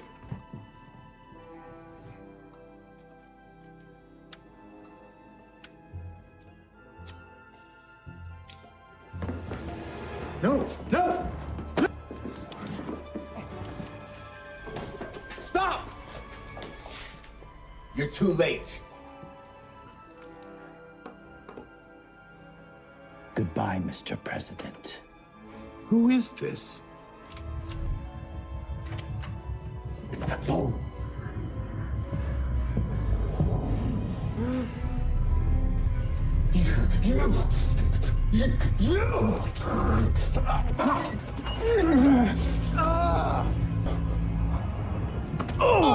Mr. President! Mr. President! Mr. President, are you all right? My God, President's life. Sincere apologies, sir. He saw I had a gun and didn't know I was Canadian Secret Service. I've never seen this man before in my life. Quite the opposite. I believe he's cured it.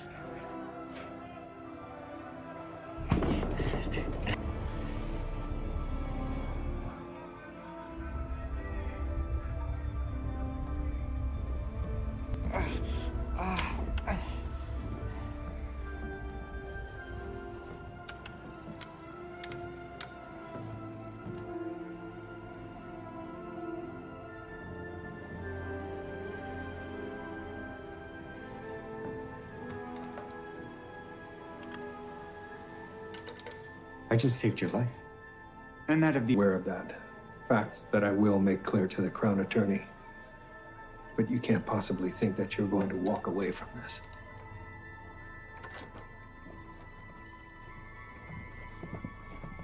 I wonder what happened with my wife's telephone call. We'll try again when you arrive in Kingston. Oh, well, she retires at 9 p.m. That's less than 4 hours. My bad. Consider your proposals. I'll await your reply. Well, Mr. Weston, please stay behind. I don't have time. What are you doing, Murdoch? he was working with Clegg. I heard the other side of that phone call.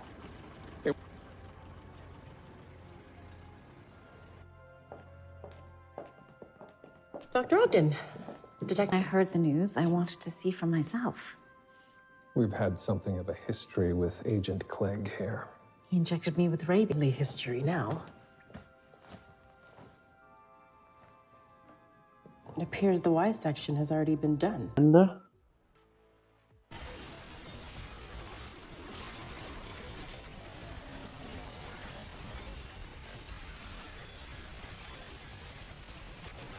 Hả?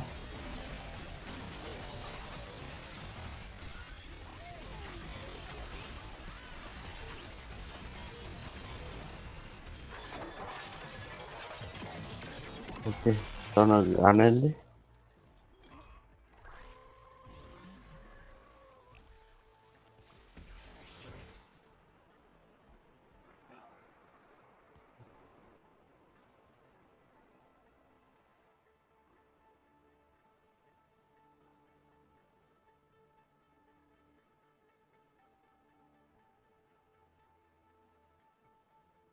Sắp ca sổ bên nào ta?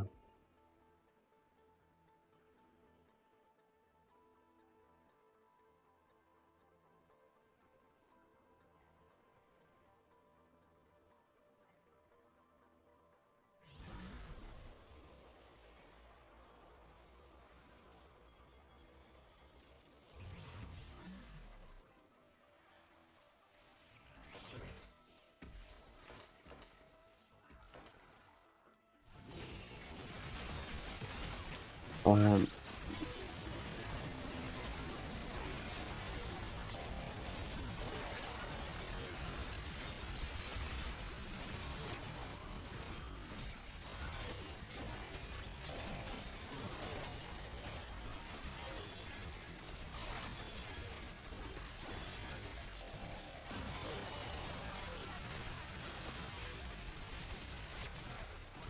hắn đó chứ.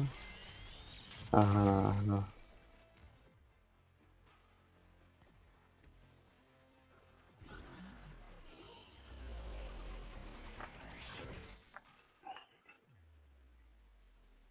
đợi có ra rí ta. Lấy cái gì ta? Lấy gì tân tấn gọi.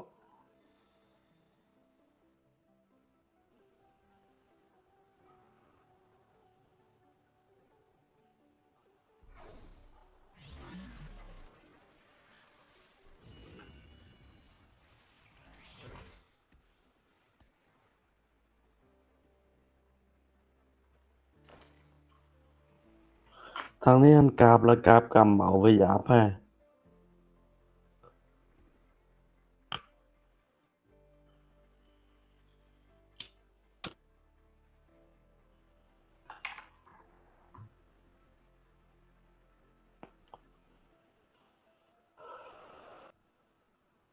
Con mà.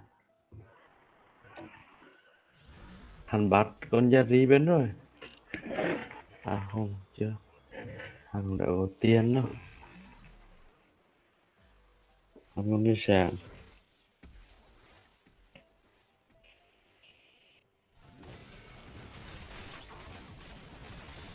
Cá sấu chưa vô tớt tới kia.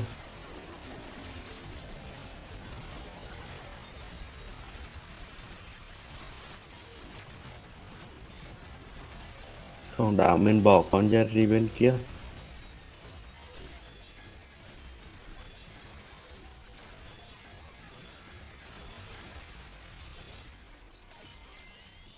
Phải luôn chết mẹ rồi. Jerry chưa lên bàn.